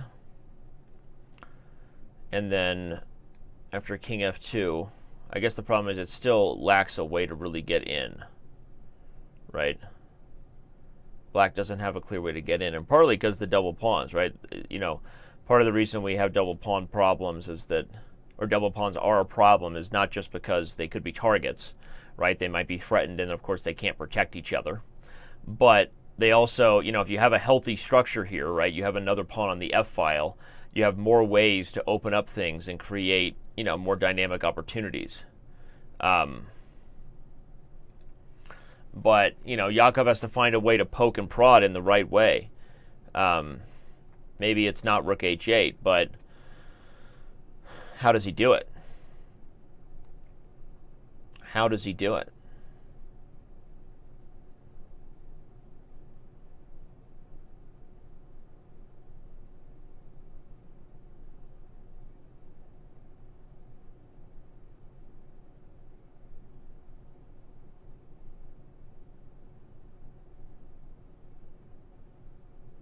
He can bring the knight into f4. So that's an idea. Like, one idea would be if black plays rook d8 and white plays king e2. Now there's some nice tactics here with knight h5, everybody, coming into f4. Forking, right? Forking the king and bishop.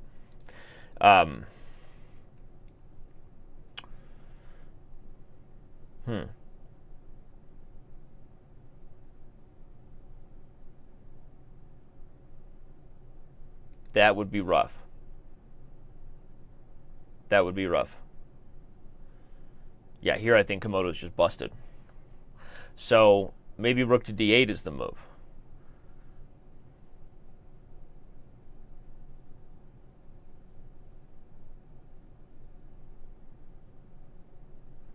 He plays it.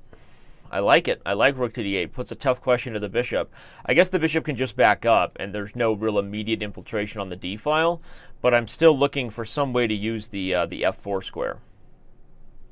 How does that happen, right? You can't really play g3 and try to close it up so you can slowly wiggle in, because I think that pawn would be too much of a target.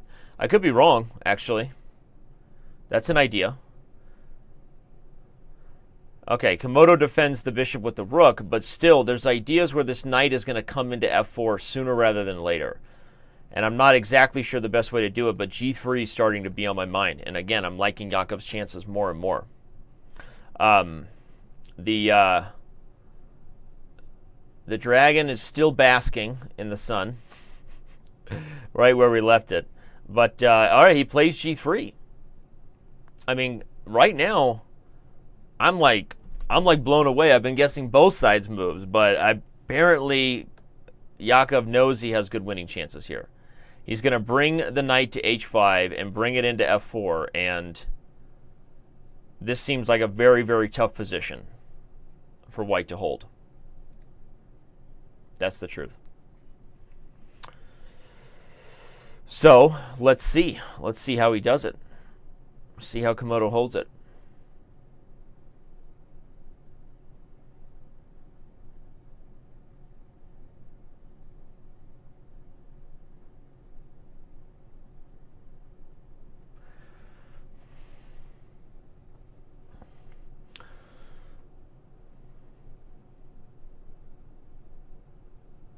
I don't see a good plan for white to deal with knight h5 and knight f4.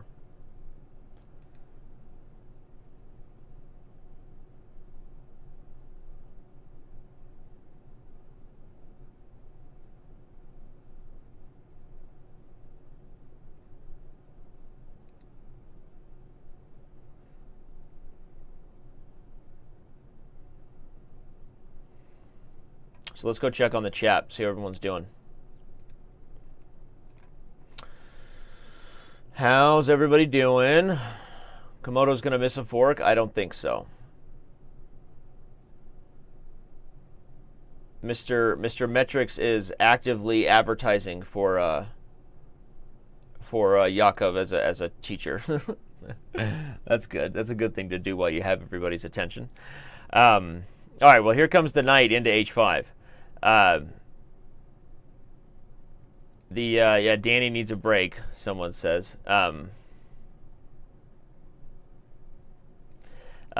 I am tired. I am tired. It's been a really long day of commentating on these moves.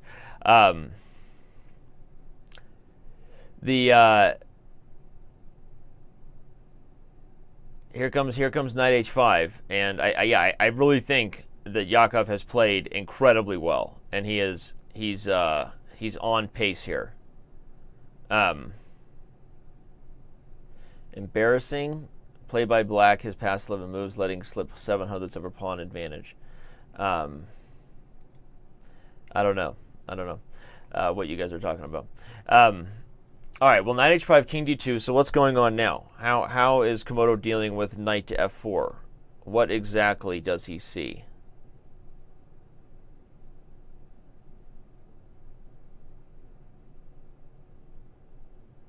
What does Komodo see that we don't? He's going to move the king up and be willing to trade everything on d3. And I guess from one perspective, right, the elimination of all those pieces means that white can now go gobble up this pawn. But probably the b5 pawn will be a target here very soon as well.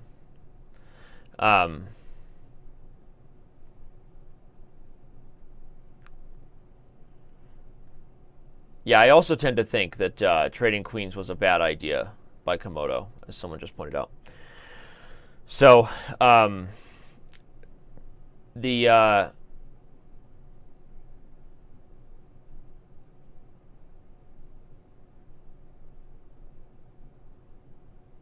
it looks nice for Yakov. I agree. But I'm not sure if trading on d3, trading everything on d3 improves black's winning chances or not. If we analyze it after king c3, knight takes, rook takes, king takes, Yakov can now play king to d6 and come after the b5 pawn, but the g3 pawn is falling, right? And, you know, even though this seems like should be winning for black, maybe, right? He's up a piece. Seems like black should be winning here, but I don't think it's so simple. We're gonna find out if Yakov wants to trade on d3 right now because it's his turn, and the engine continues to spin its wheels on this one. I love finding all the ways I can to reference showing this GIF because I just love it so much. The engine spins its wheels on its defense, right? Fidgeting in its chair, the engine, the bearded dragon, awaits. Yakov zones in as he prepares and decides should he be trading on d3 or not. It's a big moment. Big moment for Yakov. Okay, he decides no, it's maybe not going to improve his winning chances, at least not in the immediate sense. One idea for Komodo now is to move the bishop to f1 and just trade the rooks.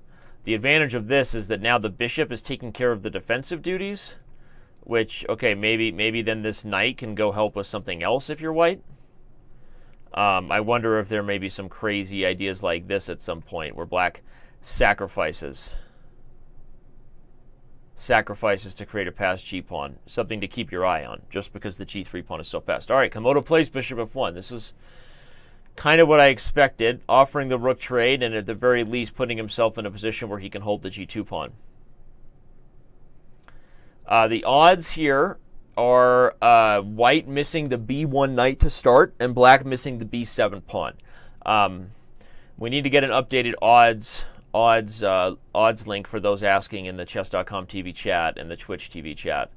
But yeah, he's up a piece to start the game and has played very well. I mean, I didn't like the start of this game for black, and I think white did get a big initiative, but Komodo handled a critical transition weirdly in the center. I'm still critical of this plan right here where he took on e5. Just seems strange to me. I didn't understand the concrete reason to do that and open up the position, making black's life easier to simplify as well. So that was kind of strange to me. I don't understand how Komodo handled the structure there. But after, really, since the queens came off the board, I mean, if you're just joining us, the opening, really felt like it favored Komodo after Yakov played knight d5, because on queen to c1, there was this nice trap where the pawn can't be taken due to a capture and a fork with a check on b2. So it feels like Komodo got kind of a big initiative with a big pawn center and was pushing here. Certainly still down a piece, but pushing. Yakov had a big moment here where he was able to take advantage of the computer's contempt and not get a draw, so the computer was unable to just keep sitting on the structure, which is what it wanted to do. Instead, it had to trade because the computer doesn't want to draw. It's built that way in the algorithm. And so that was a nice practical approach, but it still doesn't, to me, justify why Komodo didn't keep the position closed or handle this structure differently. I feel like since this moment, the position has started to turn around. And black just had a much easier time of things with the queens off the board. He supports this g4 plan. Again, I guess I'm kind of giving a full recap here for all those just joining us. And now we're in this interesting position where Komodo is playing very quickly, as maybe one of his best chances is to put Yakov under time pressure. Which, with only a couple minutes here, Yakov is scratching his beard as he calculates nervously. You can tell he's getting a little worried about his time here. And again, the lizard just doing what he does best, basking in the sun, always. Unless, of course, he's on the prowl. Hooks up that GoPro and goes hunting to show the fans what that looks like when old men wear khaki shorts. Oh, I forgot to finish the rest of my coffee before it got cold. I didn't realize I still had some in my cup. Why didn't you guys remind me? Hey, Danny, you haven't drinking coffee in a while.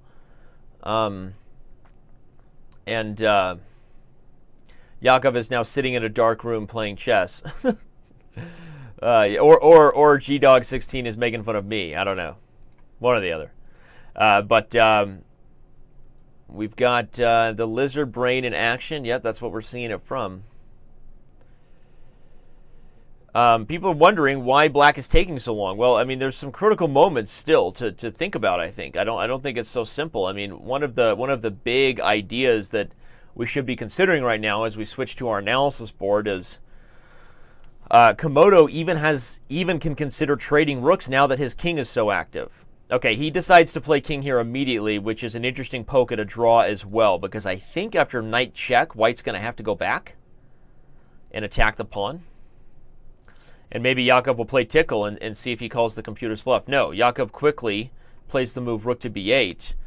But I'm not really a huge fan of his approach here, where suddenly Yakov has become on the defensive after he improved his knight, brought it to f4, cemented the idea that this pawn will be a permanent target on the g2 square.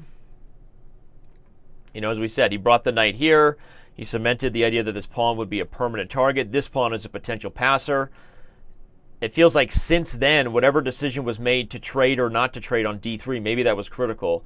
We'll talk about it with Yakov after the game. If you're just joining us, Yakov will join us right after, as he did after the first game, and discuss his thought process.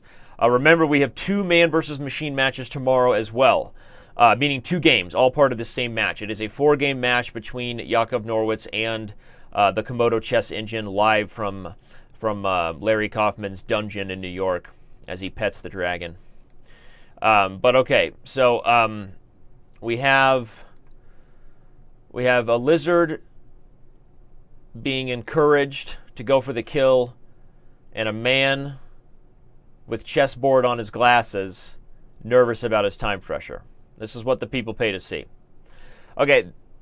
If I'm Yakov, I don't know that I'm avoiding the repetition at this point. Yakov did a pretty good job in the first match. If you missed it, I think continuing to poke and push forward, not trying to settle on a perpetual, despite being the one who was playing for sort of 2 results. But here, under this much more time pressure, I wonder if he wants to do anything other than repeat. The thing is, the engine, playing with contempt, is still told not to go for the draw. So the engine is going to try to find a way in, and that's why he plays the move king to a5 here. So we're gonna keep Yakov on camera here as he's under time pressure and talk about it from the main board here. But we've got the king coming to a5, so obviously rook a8 check is not an option, everybody, because the king will simply take the knight.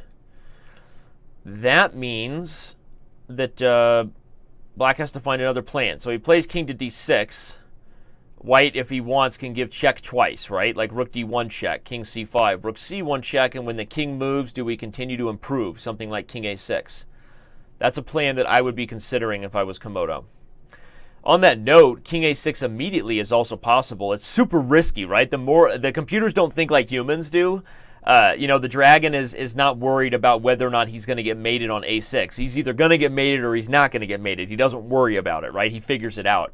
But as a human, you're very, very careful when you bring the king up, right? Because as aggressive as you want to be, you also are nervous. But bringing the rook to c1,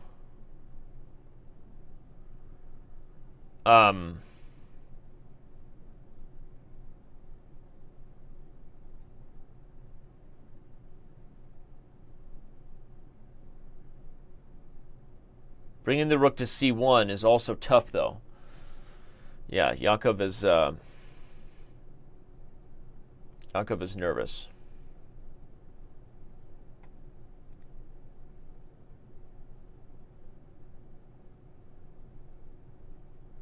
Yakov is nervous.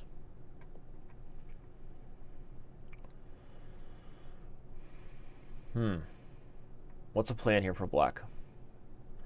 I would be looking to play a move like knight back to c8 because it keeps the bishop open, and then maybe I can start checking the king out, pushing him around. The problem is as soon as you move the knight, I guess the a pawn hangs, right? So he brings the knight back to g6. Obviously, he wants to bring the knight around to the queen's side. I'm not sure whether it goes to f8 and d7, or whether it goes to e7 and then into c8.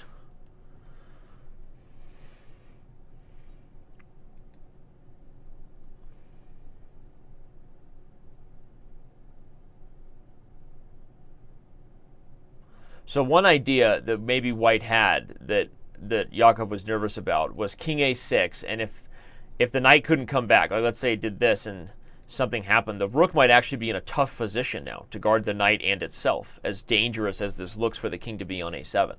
And if you move the knight to d7, white can actually check and then sacrifice and then remove the defender. So that maybe is a little bit of a pipe dream line, but I'm trying to calculate this position along with Yakov and Komodo, and I wonder if knight g6 is played so that king a6 can be met by knight here, and then king a7 could be met by knight here. Now there's no check and trade, and in fact this king might get in trouble because the knights finally provide each other with some protection. So king a8, or sorry, rook a8 might be on the agenda. So maybe that was Yakov's idea of knight g6. But the problem with knight to g6, as we've seen, it removes the knight from a more aggressive post, which is going to free up both this bishop and knight. And Komodo instantly plays knight to c2. Yakov plays knight e7. I expect knight to b4. Does Komodo have some other idea in mind here? Knight to b4 looks pretty good. Let's go back to the analysis board so we don't have to affect the moves being played on the board as we take a look in, right? Yeah, here comes knight to b4. And the knight might even be headed to a6, not just c6, right? This square. Hitting the rook. Just when I thought the game was really turning and that Yakov was in the driver's seat, something happened. What's up, Hack Lover? Thanks for joining the Chess TV chat. Glad to have you here. This is crazy. If knight a6, the rook can now go to a8 because the knights defend each other.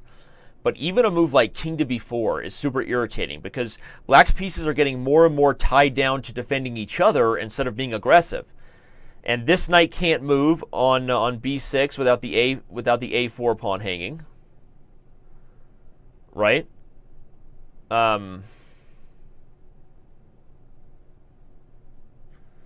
We should probably go back and check in on Yakov because he just turned on a light. Yakov decides he no longer wants to sit in the dark alone. Good for you, buddy. Good for you. Your hair looks better in the light, too. I know you can't hear me. But good for you.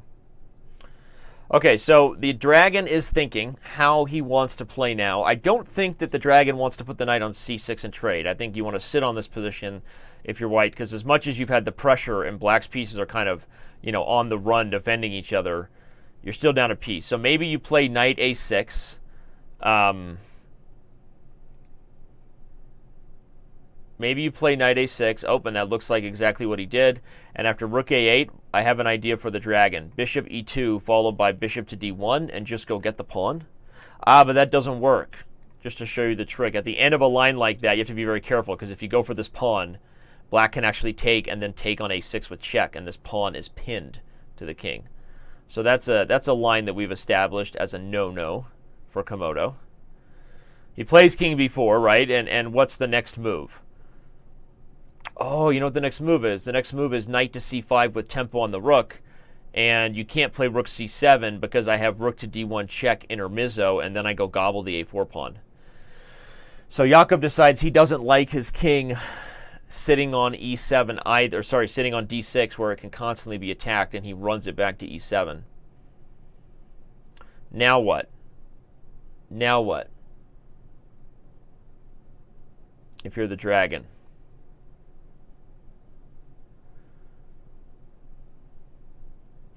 Play tickle, I guess.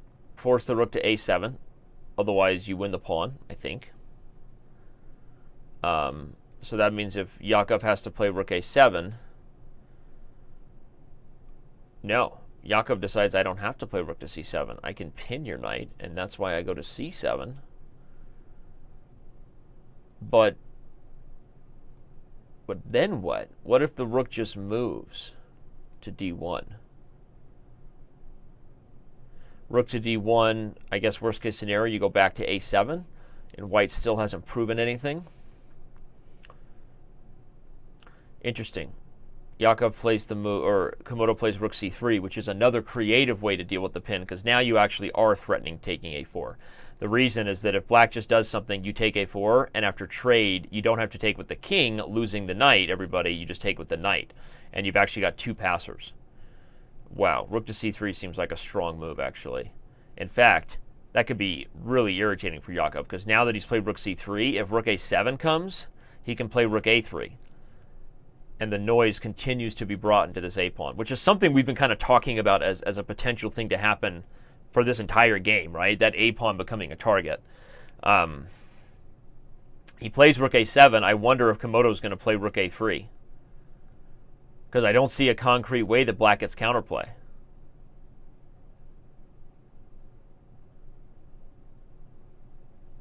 Now you're even in a position, if you're Komodo, if you don't want to play rook a3, you could maybe play bishop e2, bishop d1 now, and bring that bishop into the game. I'm not sure that this bishop isn't well served right where it is, defending g2 and helping here. But bishop e2, bishop d1 is an idea, as well as rook a3. I think Yakov is getting a little tired. If I had to guess, the lizard is only just getting warmed up for the hunt, and Yakov is getting a little tired. I'm guessing that's why he even turned on the light. Seems to be a little tired here. But okay, it's still not over. You're still up a piece, but it just feels more and more like white is in control of any direction that this game takes, which means Komodo's only going to take a direction if he thinks he's winning. So, interesting. What does that a3 move tell us? I think it tells us that black can't really stop bishop e2, bishop d1. I don't think Komodo would have done that if he didn't think he could win the pawn. So maybe by the fact that black is in some sort of zugzwang, like he has to move the rook off and he's going to lose it, or if he just sits, maybe Komodo thinks that white has no reason not to just slowly go after this pawn this way. I don't think Komodo would have played a slow move like a3 if he didn't think he could continue to try to poke at the pawn. Knight d6. Interesting. Knight a6. Right back at you. Right back at you. Has Komodo made this pawn so weak that he can actually threaten to go trade rooks on c7? And then if he trades and then slowly brings the pony back to c5 and gobbles the pawn, maybe black is just kind of stuck here.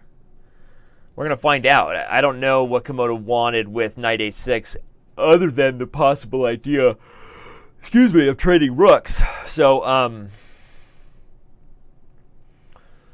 don't know. We shall see.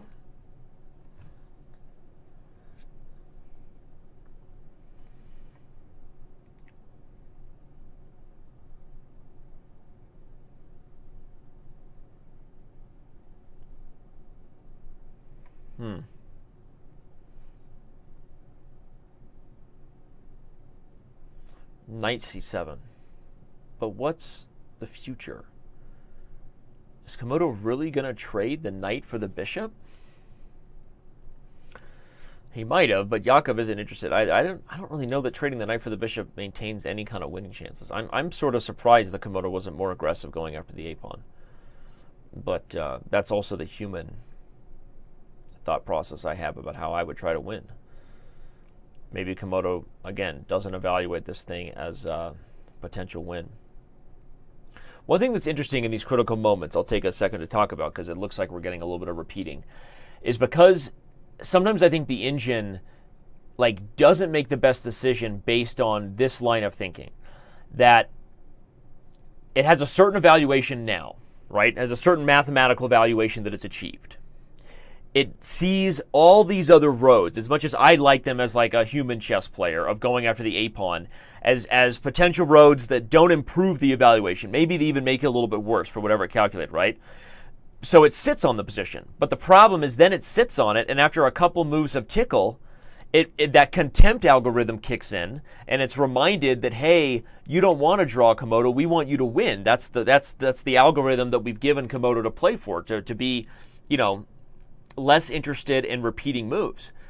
And so then it goes and makes a different decision, but maybe it missed its best opportunity before, right? Is that a plausible theory? I don't know, right? I mean, it doesn't like changing the position a little earlier, maybe when it could have, and a human looks at that. It's like I was criticizing e5 in the last game, right? e5 that the computer liked, but every human is like, that just makes it so easy for white to play for 2 results and not ever be losing. So, Yakov was thrilled. In this situation, whatever math decision it's making about the decision to kind of sit tight on the C file, now he's got to do something different.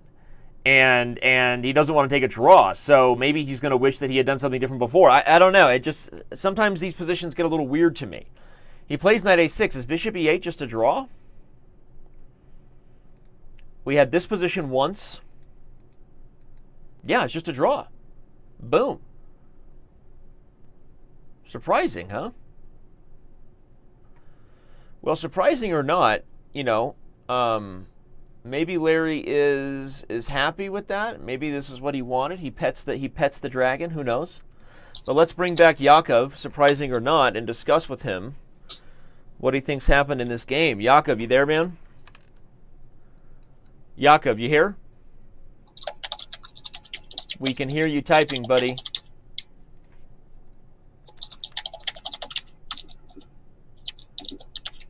You're typing and we can hear you. He's probably in the Chess TV chat. Yakov. Hey. Hello.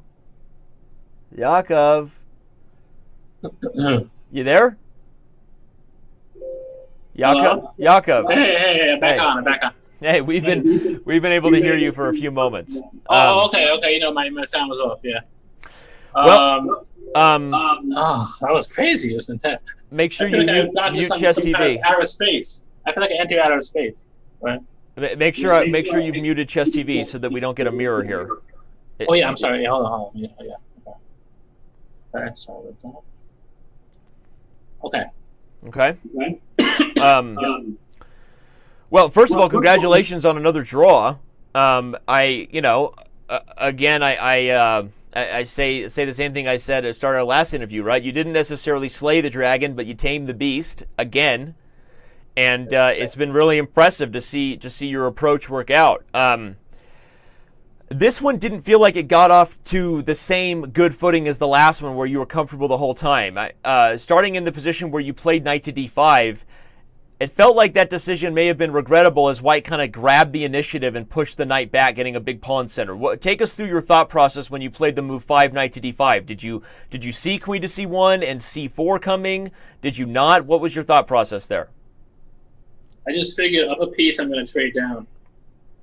Okay. And yeah, that's really, usually, we say we're taught as kids, kids and adults, starting out at all ages, starting out. You taught when ahead, trade down, and this is what I did here. But I didn't want the bishops torturing me forever. I didn't feel like I wanted a lot of pieces on the board. Okay. This knight d5 felt like just get one bishop away, and then I could little by little fight for some dark squares once his dark bishop is done. Okay. I didn't consider those queenside pawns running down that fast. Right. I forgot that the b pawn is. Right, so he plays queen to c1, and the b-pawn is untouchable, and you managed to get the trade that you wanted of bishops, but it comes at the price that if we jump now to like move 10, where white plays d4, he's got a big pawn chain, and then he quickly plays rook f to c1, and c5 is coming. How were you feeling at this time? You started to take a lot of time at the clock, and again, we know this is a happy ending now. You were able to hold the draw, but it felt like White had grabbed the initiative here, and that this move, after you played a5, c5, it felt like Komodo was in the driver's seat on the queen side. What did you think? Yeah, it was not what I wanted. I'm like, I was thinking to myself, like, last game, 2 pawns down, 2 pawns ahead is big edge, but it's not as big as this as piece up. And I'm thinking to myself, like, wait, that was easy. Right. This is not ideal. It's not what I was hoping for. So you calculated bishop d5, though. You seem to wiggle your way out of it. What were some of the lines you were calculating here? Take us through your thought process. Some really interesting lines. Let me see for a second. After 12 c5. After he played c5, what move? Oh, he played move 12.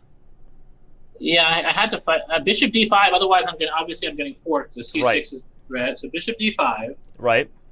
Then he played b5. I think there were some variations where he sacrificed. He plays b6. I figured I have to play e6, get my queen out, and just see what happens. Right. I mean, I'm gonna have my queen on a dark square center. Work from there. e6. He played rook c2. Okay, so I thought he might play b6. I didn't know I was going to play against b6. So your thought was that if you take on b6, maybe he plays c6, and then you knight. c6.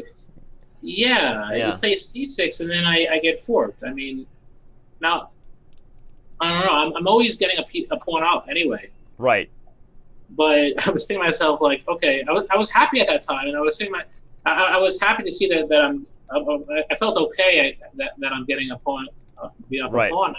But then I'm thinking to myself, this can't be good because this is 1 pawn. Last game was 2 pawns, and maybe Komodo thought you had rook b8 on b6. I'm not sure. Maybe queen a3. I don't know. It got weird. Yeah, I agree. And now it's even more dangerous because you can't take b6 because c6 might even fork the queen and rook, right? Yeah. I am noticing that, like, I get the feeling that since Engine is so strong that it sees all my resources as well. Right. No, exactly. We've talked about that, where sometimes that helps. The computer doesn't go for a line that you were afraid of because it saw your brilliant defense that you didn't see, right? Yeah. I'm kind of using that a little bit. Like, some positions I just know in my blood, I just feel like they're okay, but I can't see it all through. But I know Komodo could see it through. Right. So it's like... It's like the opposite of what we tell people, right? Don't play moves based on the strength of your opponent. But against Komodo, you're like, all right, well, okay. So fair. He's not, So e6 was played. Now he played rook c2, as you said, and you played bishop e4, and were able to kind of repeat moves. And I was saying that I thought this is good match strategy because we know the computer, the algorithm is designed to have a certain level of contempt, meaning it doesn't want to take a draw, right? So then when you go back to d5 with the bishop, you get to kind of call its bluff because it already clearly decided that rook c2 was the best, but now it's not going to play rook c2 because it doesn't want to draw. So you're kind of taking advantage of that scenario. Did that practical thought process go through your head at all? Yeah, that was exactly why I did it. Okay. Okay. That was the only reason why I did it. Okay. I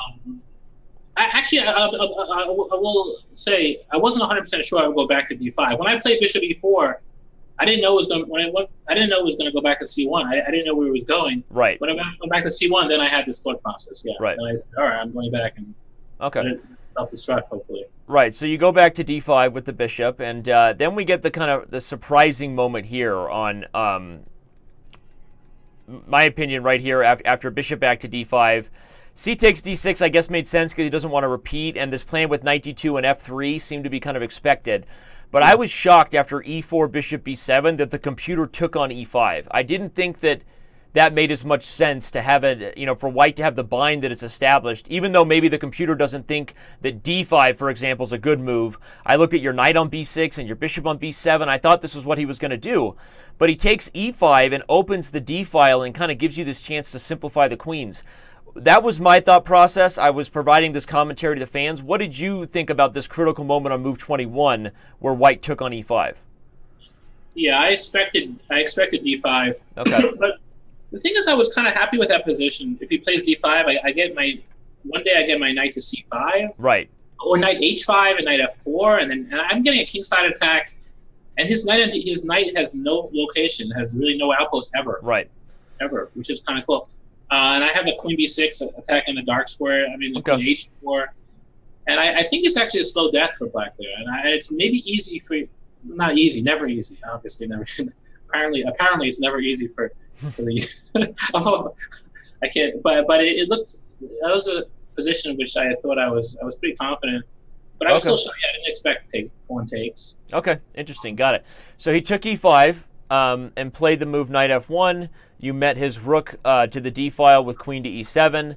And obviously you only did this, you had already calculated that rook d6 was coming. So you traded queens with the full intention that you'd be playing rook e6 in this position Yes. on move 25, right? Right. Okay. I'm not sure that was the best. My later on, my pawn e6 felt used. It was really weird. I know f5 break, some weird. I almost didn't want the pawn. I feel like at the end of the game, towards the end, without the e6 would be better. Like Right. literally without e6, it was robbing squares for my knights. I mean, Right. No, that makes sense, and maybe you would have had better chances of going after the g2 pawn if that pawn on e6 wasn't there. So, okay, well, you played rook e6. The trade happened, and then, we had kind of a normal simplifying process here where both sides bring their pieces to good squares in the endgame. Knights come out, the kings come out. I think for the fans, the next critical moment, we have this position here after you play for h5 and g4, which seemed like the good plan for you. You're trying to undermine this f3 pawn because it protects e4. Did you feel like you had decent winning chances at this point after you got the pawn to g4? I thought I had healthy winning chances, yeah. Okay. So where did it go wrong then in your eyes? Because after h takes, because I think I was also saying, I think you're in the driver's seat. I was looking at this move g3 and then you played it, which I thought was great because the knight's coming into f4. Where do you think it went wrong for black? I don't know. I mean, I was happy at g3. I mean, I will say, like, when I traded bishops early, the strategy was to one day take over the dark squares, and it worked. And it worked. Everything was like, it felt so good. Right. And then suddenly, like, the king is just swinging around like a wild, crazed animal. Right. I mean, it's and I actually been trading a little bit. I've been practicing with Pete, his computer, and I had some game where it cracked me up in exchange because the king started running, and I'm like lost, just dead, -3 because up in exchange. But so I knew to watch for that, but it didn't help that much. But I don't know. Let's see. Take. Yeah. So what happened? So king e2 happened, and you brought the knight to h5, and this was just like you said, a shocker, right? You feel like king e2 is bad. You get the knight from h5 to f4, and how could that have been not a good idea for you? Suddenly the king comes to c3, and it's like, where are the winning chances, right? So you decided trading everything on d3 was not the best idea, right? Tell everybody why you didn't want to take everything on d3 on move 39. Well, okay. I mean, I have been developing ideas of chess with there being like two battles at the same time, a battle on light and a battle on dark. Right. And so, like, here I think the key color is dark. I think it's fair to say that all the important squares are on dark. My light bishop happens to be my worst piece. Right. And his ones are completely burying my bishop. Sometimes I call like a mini bishop. Like he has his own bishop on light, and so I take his bishop, but he still has a second bishop almost. And like, I mean, I could trade bishop and rook, and I'm noticing now I could actually win the b5 maybe. I thought you might go king d6, and after knight. This is a line that I actually looked at during the show, a trade of the g3 pawn for the b5 pawn, and my thought was that it might be hard for him to stop king to b4, king to a3. Yeah. So we were looking at that line literally as you decided not to trade, and then Komodo played bishop f1. And again, I have no engine. I'm like you. I'm just analyzing with my chess brain. But I was expecting you might trade on d3 and then play king d6, king c5. Yeah, but probably I had to settle for that. It was also principle. I don't want to admit that I got somewhat out of play and I had to give up my best piece for his worst piece for left of a bad bishop. But that's I don't know. Maybe I had tiny winning chances. Frankly, if I as played, I almost lost. So it was right.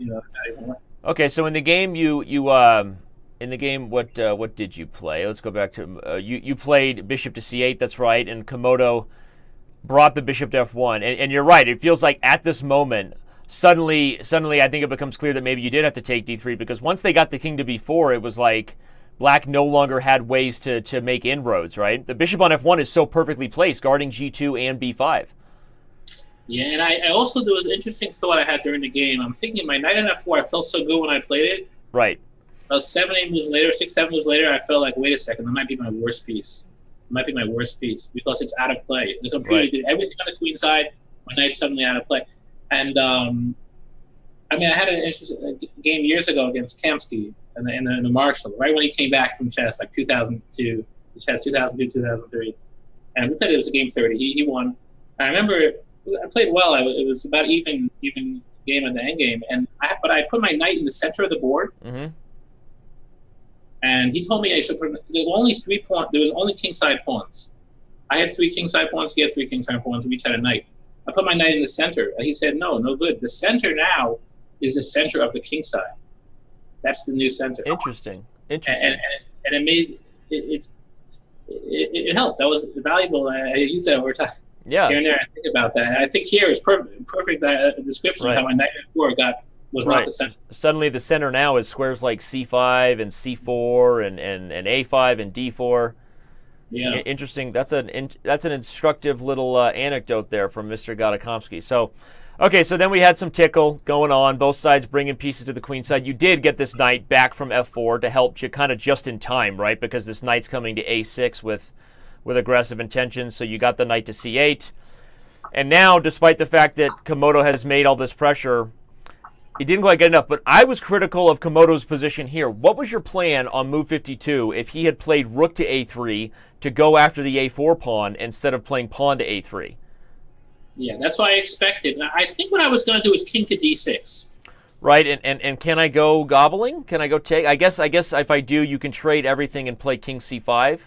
That was the idea. And again, it's again symbolic of the dark. My king gets to the dark. I think if my king is 1 square away, I could easily lose that. If he gets king b4, right, I might lose. But king c5, and I'm actually wondering if I might even be winning in some Yeah, case. because your king is running into d4, e3, and f2, and suddenly the g2 pawn falls. Yeah, and I have knight to d6 sometimes. Like knight b6, well, knight, maybe knight b6. Yeah. Suddenly his king is cut off. Okay. So good stuff. So so that's the very resource. important variation. I'm sorry. Could I just mention a variation? Yeah, go ahead.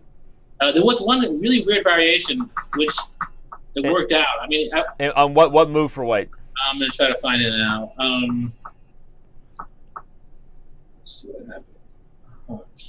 King a6 is when my knight was traveling back. Okay, it was on move instead of knight c2, on move 46. Yeah, I'm there. King a6. If you played king a6, it looked very. I mean, I was fortunate that it worked, but I had an idea of. It looks like king a7 is nearly winning. Right. We actually looked at this during the show, and we thought you would have to play knight f8 and then knight f to d7 to guard maybe everything. I could have done. Actually, I didn't even see that. So I was going to do something different. Maybe knight e7. I guess our thought was that knight e7, king a7, you would have exactly the problems you said, because moves like knight d7 allow rook d1 check and then takes d7. Maybe. Let's see. Did I calculate this wrong? Yeah. When knight's rook a8. Oh no! Never mind. I mean, I was thinking of my analysis was king a6, knight a7, king a7, rook a8 check. You sack the knight. King b6, knight c8, king b7, rook a7, king takes c8, bishop b7. I forgot that king b8 is. That would have been a sweet. That would have been a sweet line for mate. Yeah, White would have had king to b8. Okay, well, we're glad Komodo didn't go for that line and let you have a chance to blunder. So, but I think you would have found it, and your knight did have the option to go to f8 and in there. So yes, and then again in the game we had the moves that we actually did where Komodo was unable to get enough. You just answered our question on why rook a3 wasn't good. But I think after a3 was played, the writing was on the wall. We already had this draw after pawn a3, and there was only a few moves where both sides were repeating. So, Jakub, you just survived day one against the strongest chess engine on the board with a couple of draws. Okay, you've got some material odds to start, but you've got to be feeling pretty good about yourself right now. I do. I'm surprised and happy. Good. Did you turn on the light because you were getting tired? No, it just was getting too dark. Yeah. I had to wake up. I think the light gave me the energy. Yeah, sometimes a bright computer in a dark room is harder to see, right? Yeah, it's nighttime.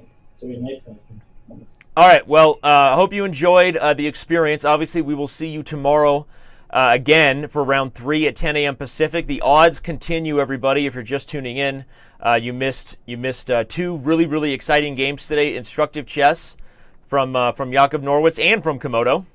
And I'm excited. Can't wait to see how the games go tomorrow. Jakub, get a good night's sleep, and I'll try to rest my vocals. Cheers, guys. Thank you. All right, bye, everybody. Bye.